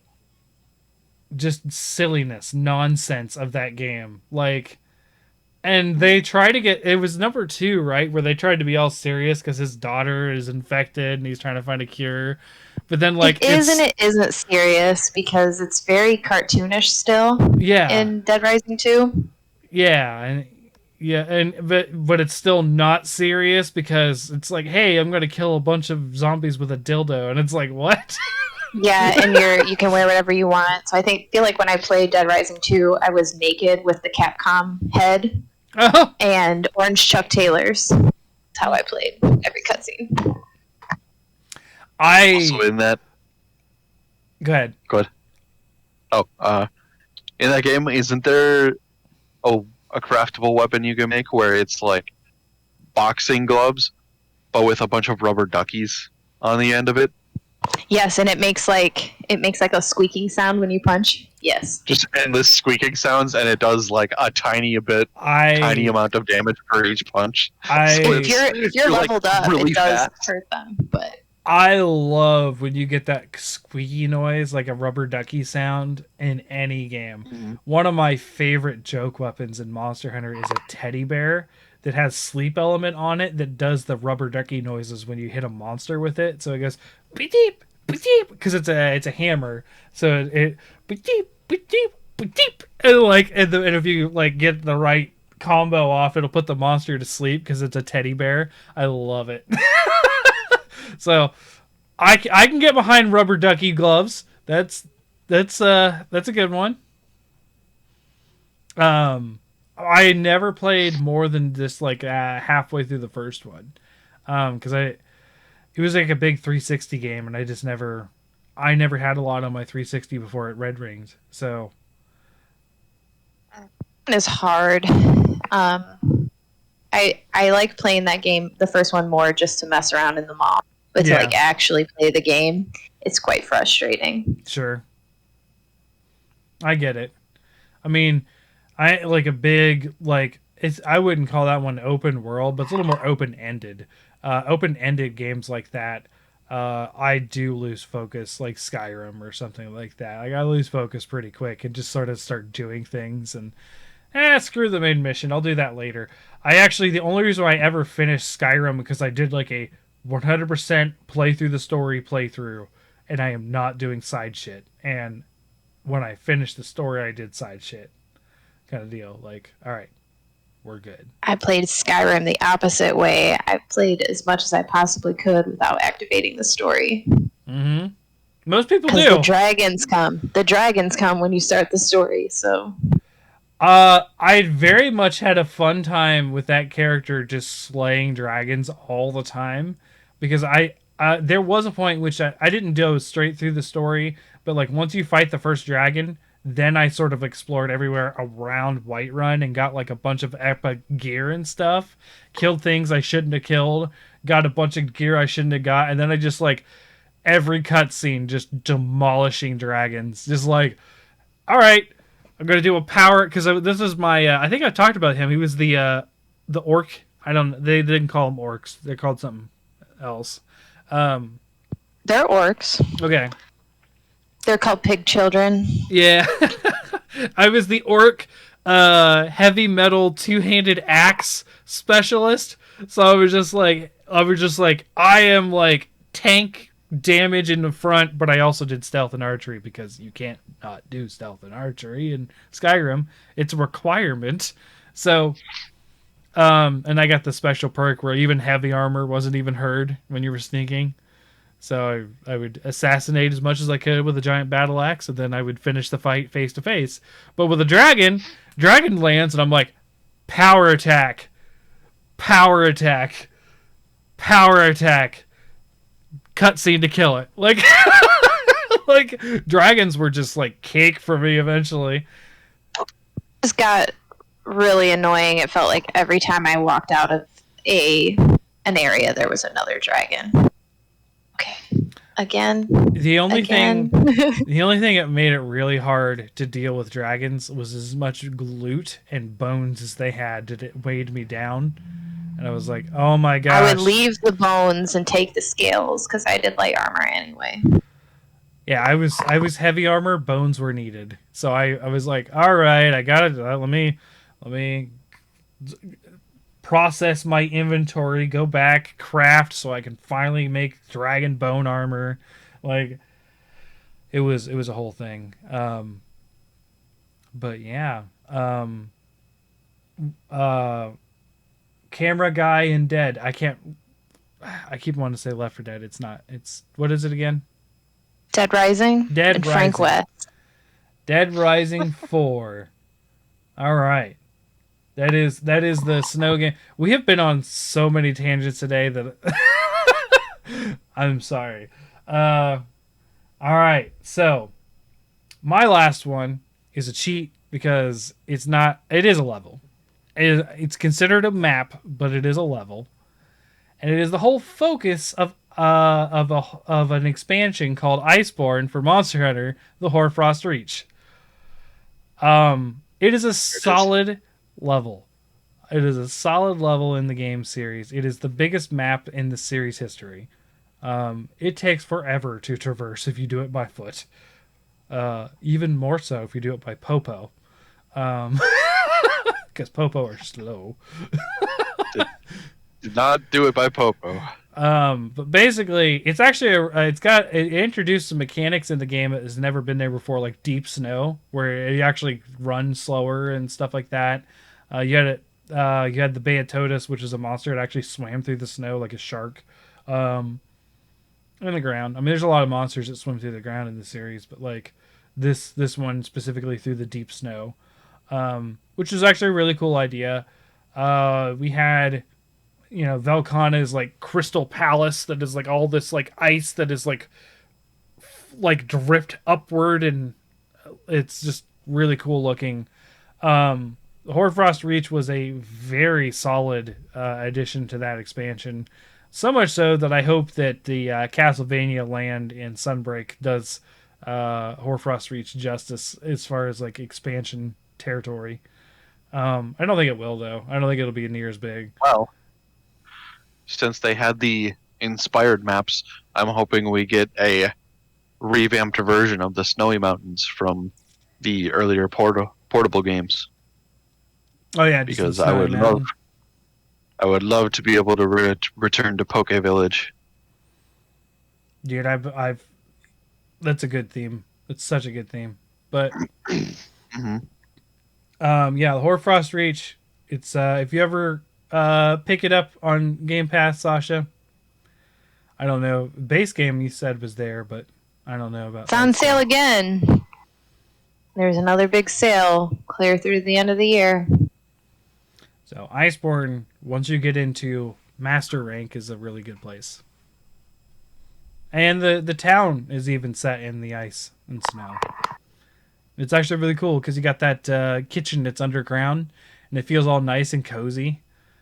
You gotta go outside, and it's like, oh, it feels like it would be like really cool to sit in there and talk with people at the kitchen and eat and stuff, and then you walk out it's still cold, but it feels like a cozy place. And then there's the cat to the side that's mixing up spices and then sniffs a little bit too much at one point and sneezes out the entire bowl. Yes. Yeah. Yeah. And then the cat almost falls in at one point. I mean, it's just, silliness. And then there's the Steam machine. What do they call that? The gambling? Steamworks, yeah. Well, it's not really gambling because you don't pay for it. It's just try your luck. Yeah. Try your luck at random slots. Yeah. Guess the pattern. You can't. Bet you can't. I have got just not doing the hold down where it just auto does it.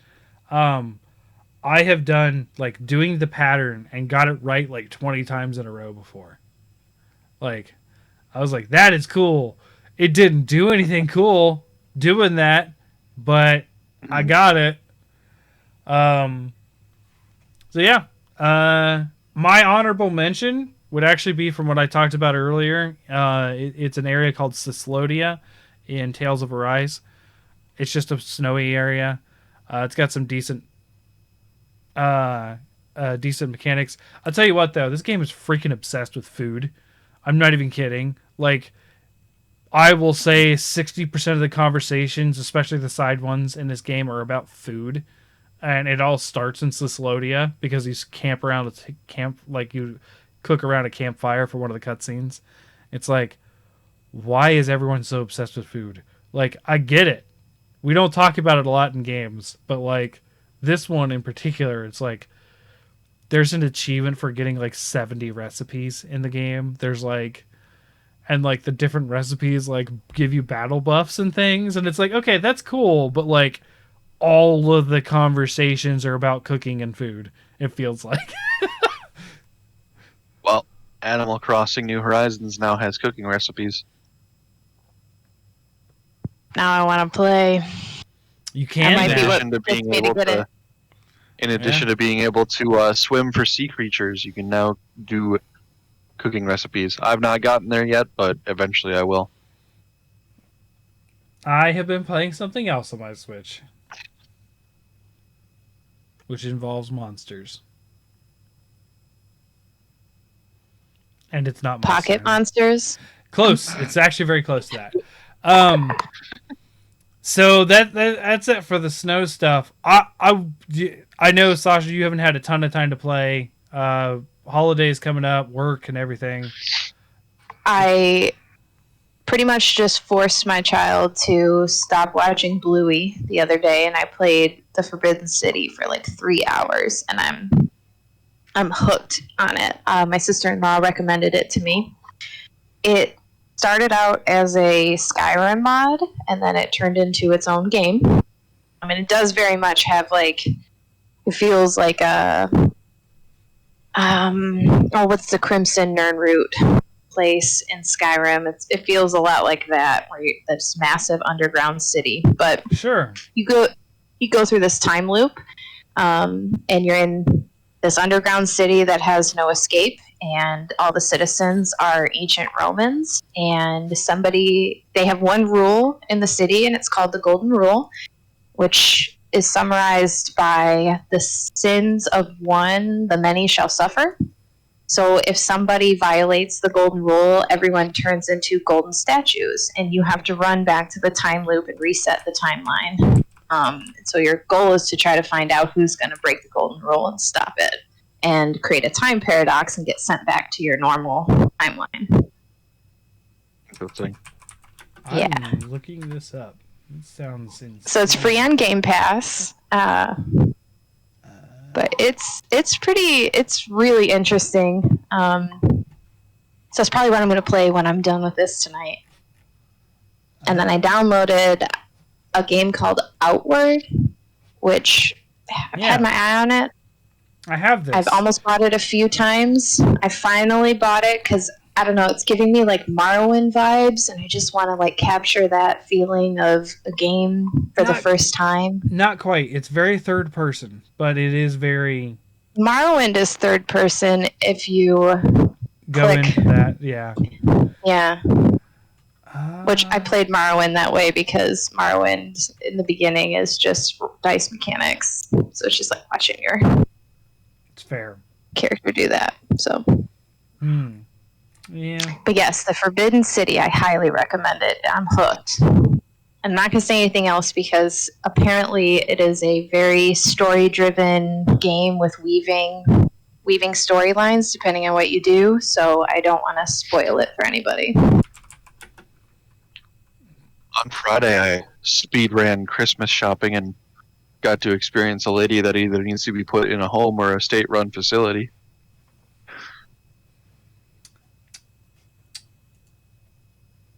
She did what?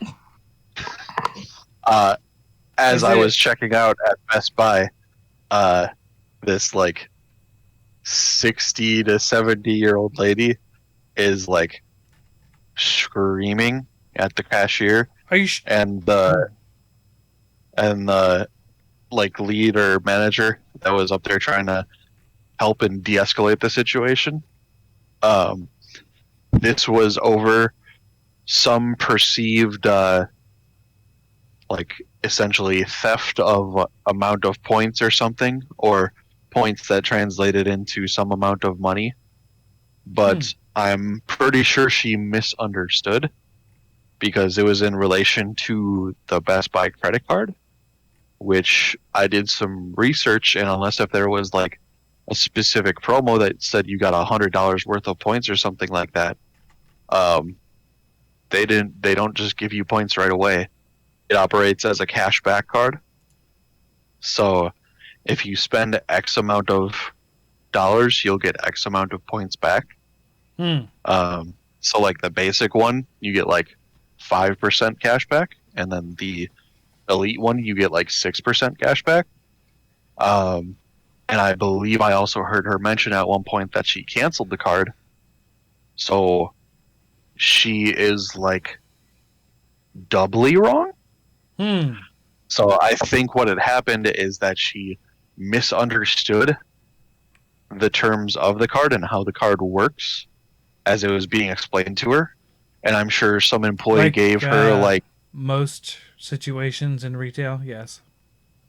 Yeah. So I'm pretty sure what happened is like an employee explained like, if you get the card and buy this thing that you're looking to get with it, you'll essentially get this amount of points back, which is equivalent to this amount of money and blah blah blah. But she was just like going off and screaming. And I'm like, you're how old? And this is how you choose to behave in public? Like, definitely not the first time.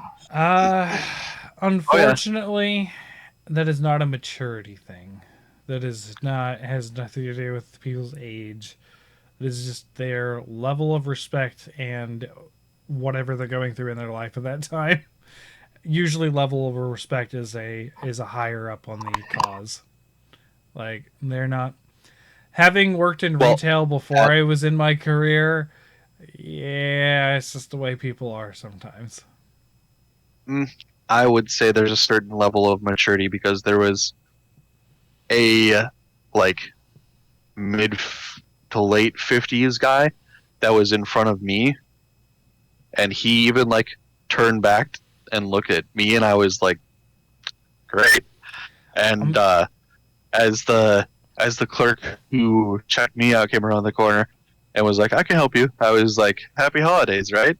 he like laughed at that, and I was like sort of like side watching the whole time just to make sure, because I was very close to stepping in, because like as you mentioned, there's like respect levels and stuff, but at the same time I'm like, they're not being disrespectful to you, so you should not be disrespectful to them. No, there is a very clear way that you could handle this. You could ask a manager to meet you at the service counter away from checkout and ask to have it explained to you a little bit better. And then you could ask for corporate numbers, corporate emails, where to file complaints. They don't want things that. like that. They want the person in front of them to fix it. That is. Oh yeah. It's like if I yell loud enough and I cause a big enough scene that they will end this. Yeah, unfortunately, in my favor. In no way I believe it has to deal with maturity as much as just they're just not an okay person in those situations. They're just that person has probably done that thing before, and probably will continue. I'd say a little column A, a little column B. Sure, yeah, we could label that as maturity, but that has nothing to do with this person's age or mentality. That is just a personality problem they have, or whatever learned behavior. These are people who don't tip their servers and want to use expired coupons and. Oh, have you heard about like some of the sadistic stuff people have done to like waitresses and stuff? I've heard of giving them a penny to sort of like indicate that you were so bad. Worse. Okay. Worse than that. Giving them I saw a post claiming that they put like $5 out. Like not only just the fact that it was like $5 and you don't even have the bill yet, but like they put the money out on the table, and then whenever the server made an error or there was an issue, it took $1 away.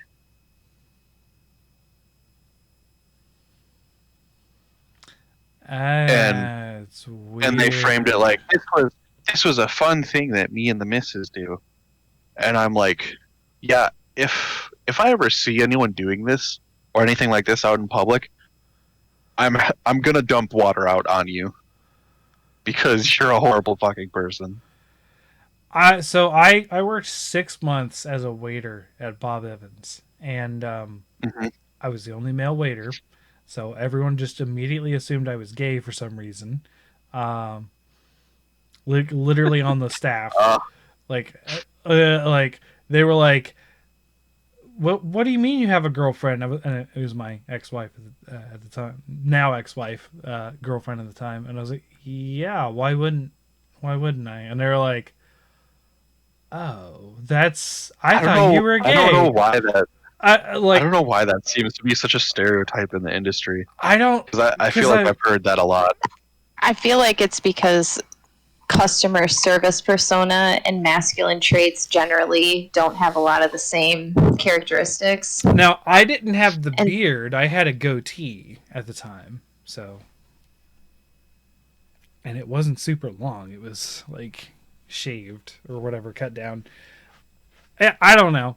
But anyways, I regularly got like tips that were larger than the bill because I would just stand there and talk to people.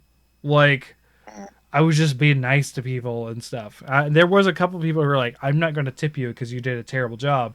And in those situations, I was like 100% fair because I was not a good waiter. Like things got busy, I was done. I was slow as hell. Like I could not keep up. And it's for me, it's a hearing problem. Like I've talked about this before. I can't hear very well. This is where I learned I had a hearing problem because I'd have to ask them what they wanted like 6 times sometimes, and it was like I was super embarrassed. And then like I didn't want to guess because the one time I did, I was wrong. Like, like it was rough. So I had to quit that job, and that's when I went to Radio Shack. Or memory just reinitialized. Boop boop boop boop um, boop boop. I remember a couple of years ago. Mm-hmm.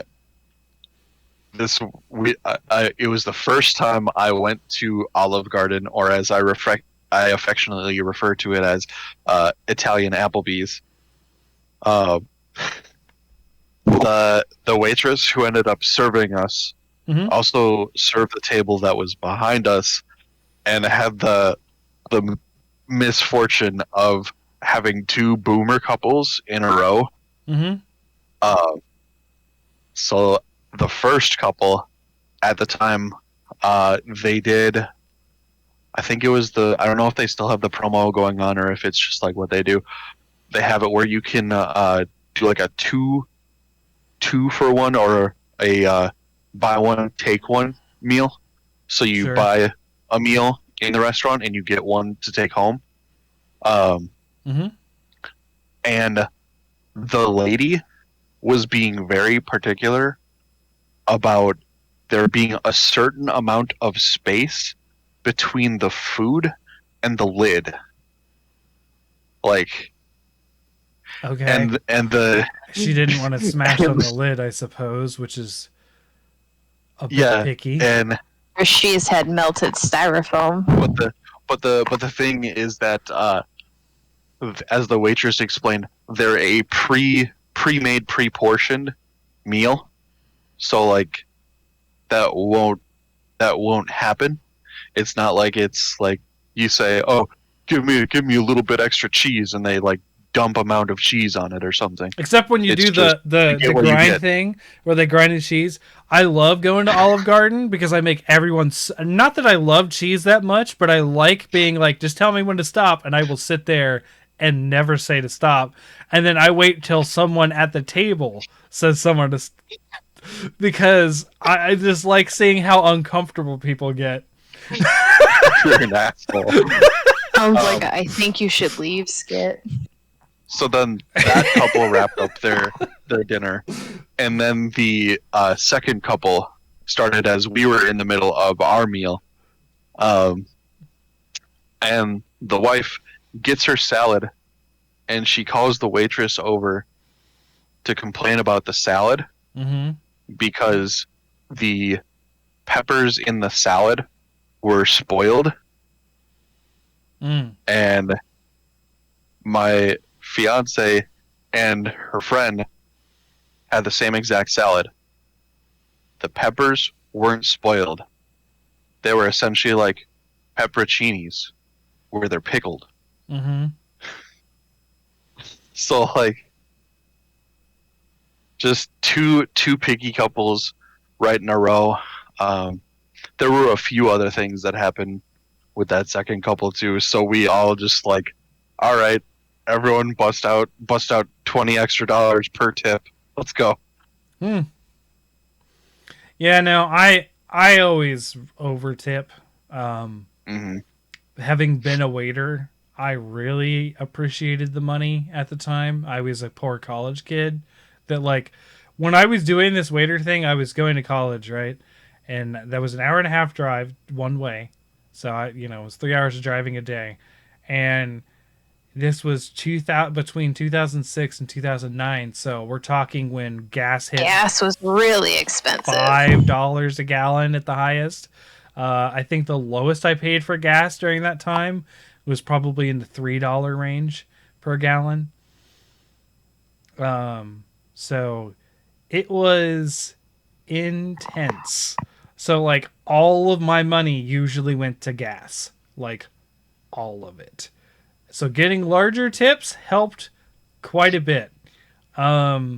This was not in what I like to call the dark times of my video game days. I still was able to get some video games. The dark times is when I first got married and I only had a Wii and I got in a year one game a couple times. Like that was the dark times. That was I do want to say years of scarcity. I found the game on GOG. It is on sale. That you were talking about, Sasha, but I think it's called The Forgotten City. Yes, yes, it is. Okay, wanted to make sure I got the right one. I had a similar slip up as Ace today. Forgotten, Forbidden. Sounds the same. Yeah. Too many words flying around in my head. Yeah. Well, I feel like it's sticking in my head as forbidden because there's so much shit you can't do. I can't tell you how hard it is to not steal gold in a chest every time I see it. That is why it is forbidden. Whoa. You have to open stuff and not take the gold? Oh, no. It literally, the first thing that they task you to do is he says, I'm going to give you free reign to go into everybody's houses and you can look in their stuff and you can stay as long as they don't ask you to leave. But it will tell you, just like in like Oblivion, if you can't take it, it's red. That's like a worse version of habeas corpus. Jesus. Look, I got to a point, I'm just going to say, I argued with myself because I found a chest that had 2,400 gold pieces in it. And I'm like, I think I'm going to reset this timeline. I think I'm going to take it. Not only can you stay in their house, you can rifle through their stuff. Yeah, well, you're supposed to try to figure out who's going to break the golden rule, so... Yeah. But it's you. It's good, though. Yeah, it's me, and how I normally play all these games is I take anything that's not nailed down, so yeah, I mean, that makes sense. So, Kingdoms of Amalur, a very game near and dear to my heart, they do the same thing where it's like if it's red, you have a % chance to steal. But if you get caught, it's like, hey, you either fight... Like, it's not too different from Skyrim, where it's like, hey, you pay a fine or whatever, or they take all the stolen stuff. So it's not really that, I don't know, unusual. But there is a point where, I guess kind of like... Because Skyrim, it's always like the guards could be a threat up until... you start getting a lot of stuff, and then it's like, okay, I just don't want to fight guards for 15 minutes. I'm not going to handle it. But I don't know about that. If there's anything internet videos of people reenacting or just doing their own interpretations of Skyrim guards, I don't think I have to worry about Skyrim guards. Need something? Yeah. Well, in Amalur, I feel it's a little more harsh because it's worldwide. So if you steal something from like the first town and you get to the end of the game and you get caught stealing, they will take your shit from the first town. Like they will just take it. And it's funny because the guard takes it. It doesn't go back to the owner. It's on the guard if you kill the guard. The more extreme version of this is going on your permanent record. Yeah, and it's just like, and the guards are not like pushovers at the beginning. They're like whatever level warriors in the game. Like, it's like, oh no. Yeah. So I am going to pick up the Forgotten City though, and it's going to go on the pile of games I got to play because that looks really cool. It is really cool. I think it's going to be a relatively quick run, so you should bump it up higher on your list. I am trying to like play a game on PlayStation, play a game on PC, and then I always have a Switch game going because you can play that portable, and not. But I will say, the game I was alluding to earlier is a Pokemon-like game called Monster Crown that I recently picked up. My game store buddy picked up a physical copy for the store. This is insane. So did I talk about it last week? I don't think I did. I think you brought it up a little bit, but you didn't give us a bunch of information. I hadn't played it a lot until this week. So, instead of having like fire and water and grass starters and types, it's like will, relentlessness, maliciousness, like sort of like emotions, sort of. Sounds a little bit like Ghost Lords. Something like that, yeah. And you get your starter based on a personality test. So I got the unstable type, which didn't feel super great about my personality test, but anyways, and also their starters, quote unquote, are not really unique starters. You can just find them in the world. You just are handed one to begin with. Something I learned today that was far more important than I thought it was going to be, but seems to be like the crux of the game, is the breeding. And it's not like Pokemon where it's like, hey, like we're breeding just to get the same Pokemon but with better stats. You get whole new monsters. Any monster can breed with any monster, and it could possibly come up with a new monster. In fact, if you like how a monster looks, you can not only breed it with something, it will not only give it the better stats, it will change its typing.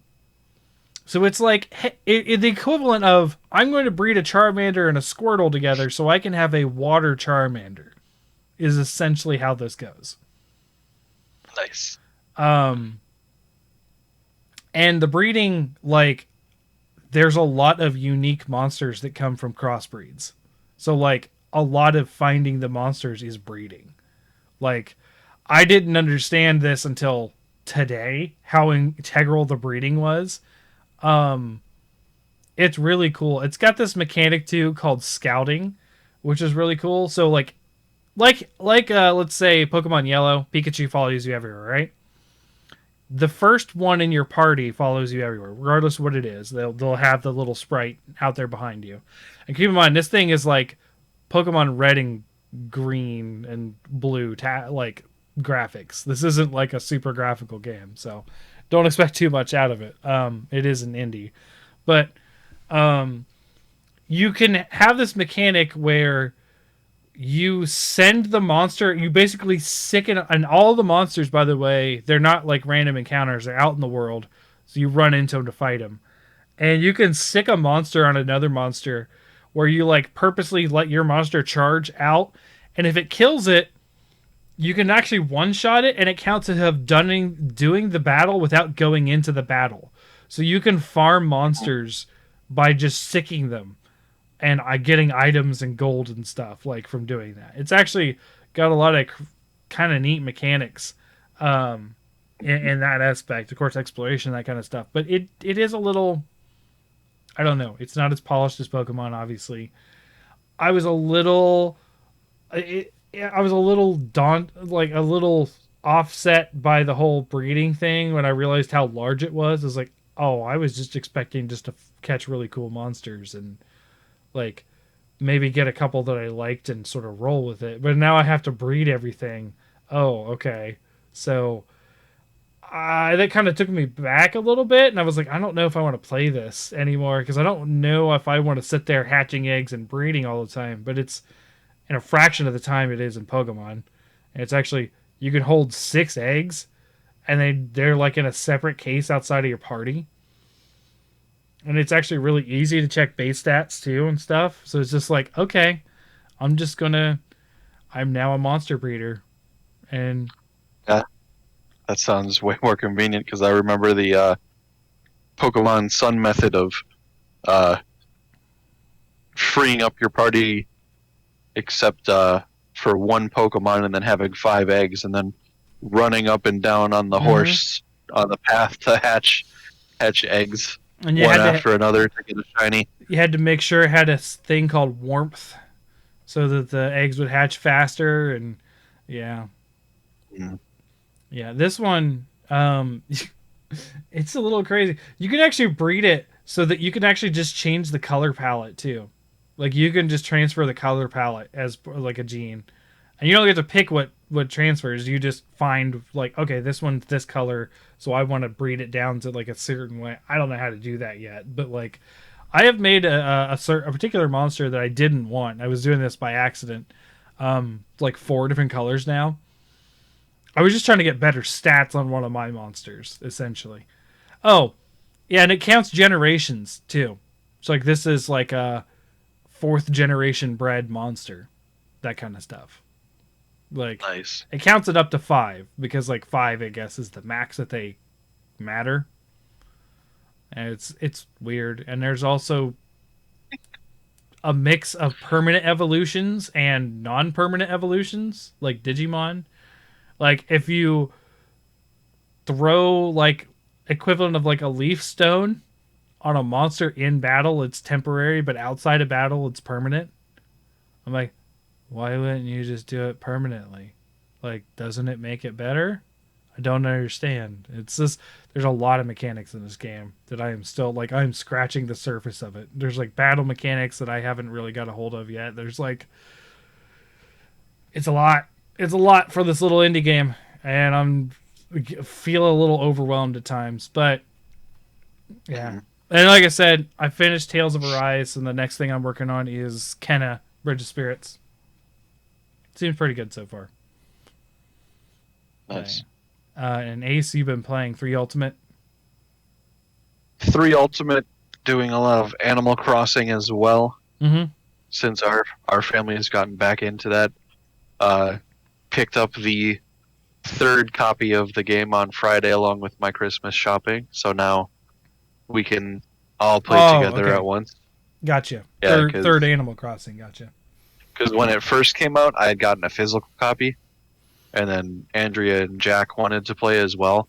So between 3 Switches, having 1 copy was not ideal.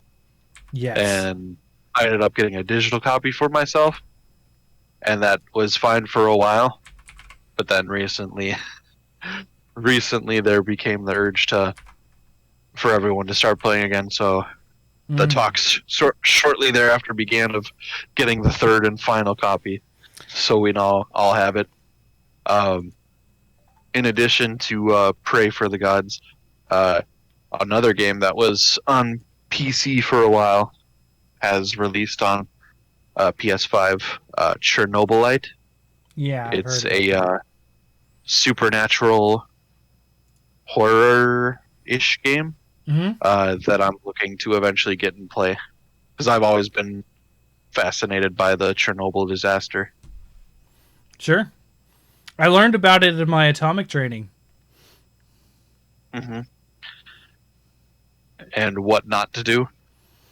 How to prevent getting exposed, I guess. Yeah. I don't know. Or, don't stall your reactor for multiple hours. It's not like it's all precautionary. I'm going to be doing nothing along these lines. But like, I did have to get in a full like rad suit and have like special training of how to take it off and put it on in a contaminated area. So that was fun. Interesting. It's hot. It's really hot. I would expect so. I mean, the did would those have their own ventilation systems, or is it just what it is? Just what it Like, is. does it have? Yeah, so would it have like a respiratory mask? Then I would assume. Depending on what you're doing, yes or no. Sometimes no. Uh, I've recently been vicariously, loosely rewatching the Chernobyl series through this YouTube channel.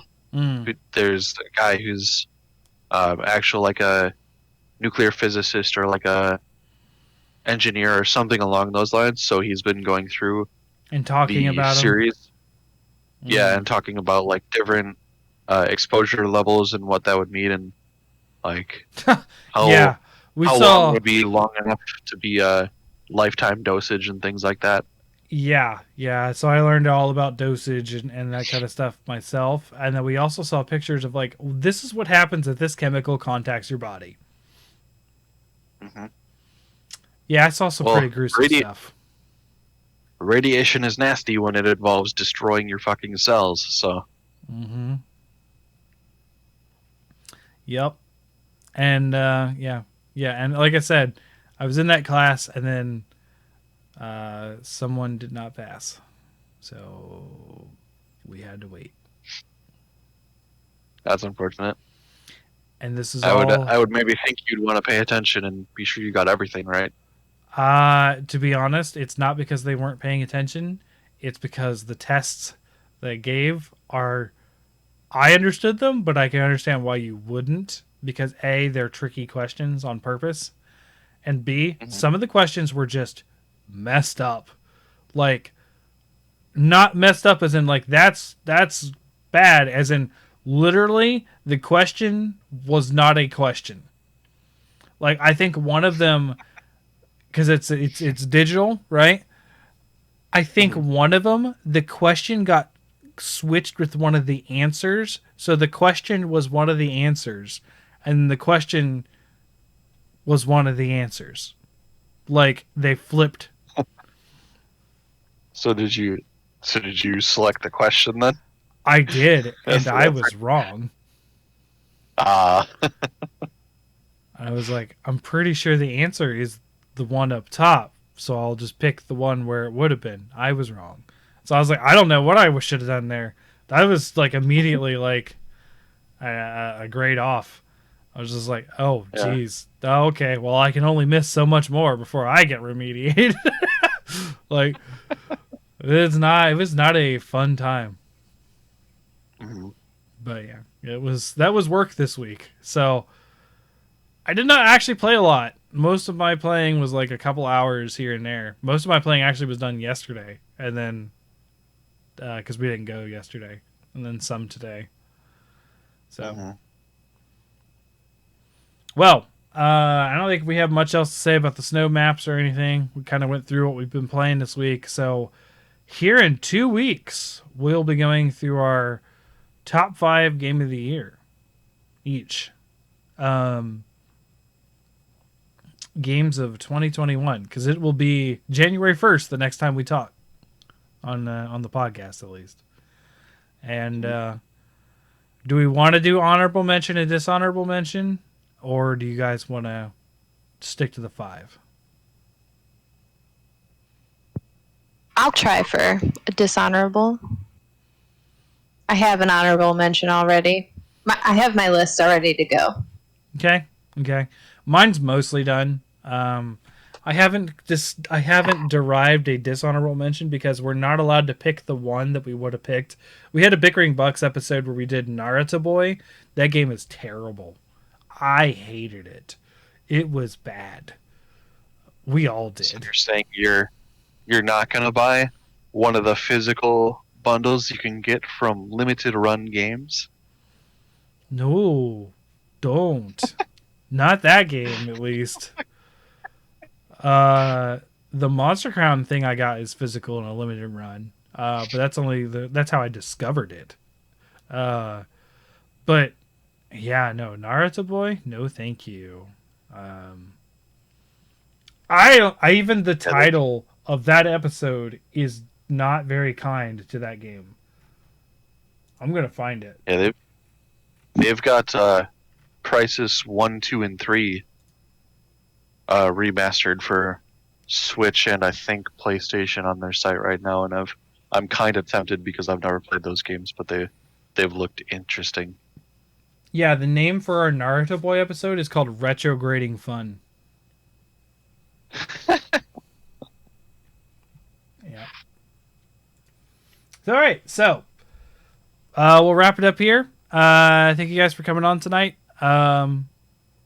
If you want updates on the podcast and other things we do, at 100subpod on Twitter, be sure to join our Discord. We're also on Twitch at 100pod. Thank you for watching if you were doing so today. And Ace at Ace Badger Gaming. Mm-hmm.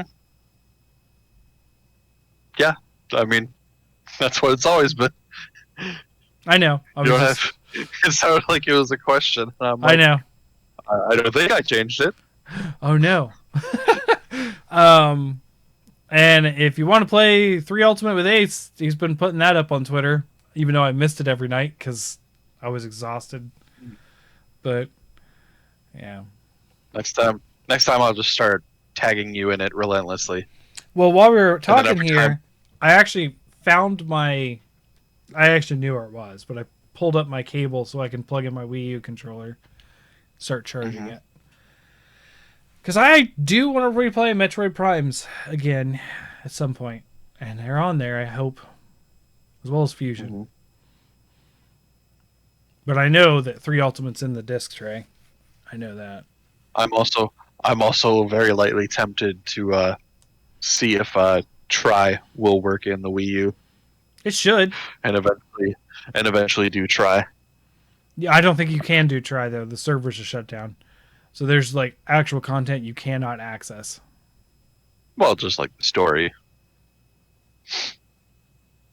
Maybe. Yeah, but you can't get to Elatrion. You can't get to... Oh no! I mean, you've played it... If you played 3 Ultimate, you've played Try, though. It's the same stuff. I know. So why would you do Try? But there's adding games to the collection. It doesn't matter if I've already played it. I mean, I've got Freedom Unite, but I also have Freedom 2. Okay, having it, I understand, but you're saying you want to play it. I'm like, okay, yeah, eventually. Okay. Just because. And I do it with like the Wii remote and the Nunchuck too. Boy, just to really fuck myself over. That is a way to play a game, I will tell you. Oh boy. Sasha, did you play a lot on the remote and Chuck for the Wii? No, my husband played Manhunt on the Wii, which was quite a show. I'll say that. Oh yeah, was he like cutting through people with it and stuff? And there's a lot. A lot of visceral motions with the... Yeah. Also watched him play Resident Evil 4 on the Wii, too. That was enough, just watching him do that. Mm-hmm. I'm good. I will say the first time I realized that it might be a problem is when I was playing Raymond's Raving Rabbids and you had to pump carrot juice. That was a little rough. Because you have to do as fast as you can and aim it in the rabbits' mouths. And it is quick up and down motions. So when your friend's mom walks in and you're doing that, showing your friend, it's a little awkward. Just a little. Well, that's one to add to the internet compilation joke of people like washing dishes and doing vigorous motions with like the sponge on the plate and blah blah blah. Yeah. Along those lines. So yeah. Thank you for joining us tonight. We'll wrap it up there, and we'll see you in 2 weeks for our Game of the Year, which I'm kind of glad it like laid out exactly like that, like run the first. It was good timing. I enjoy that. I just got to find a way to turn off the stream. Good night.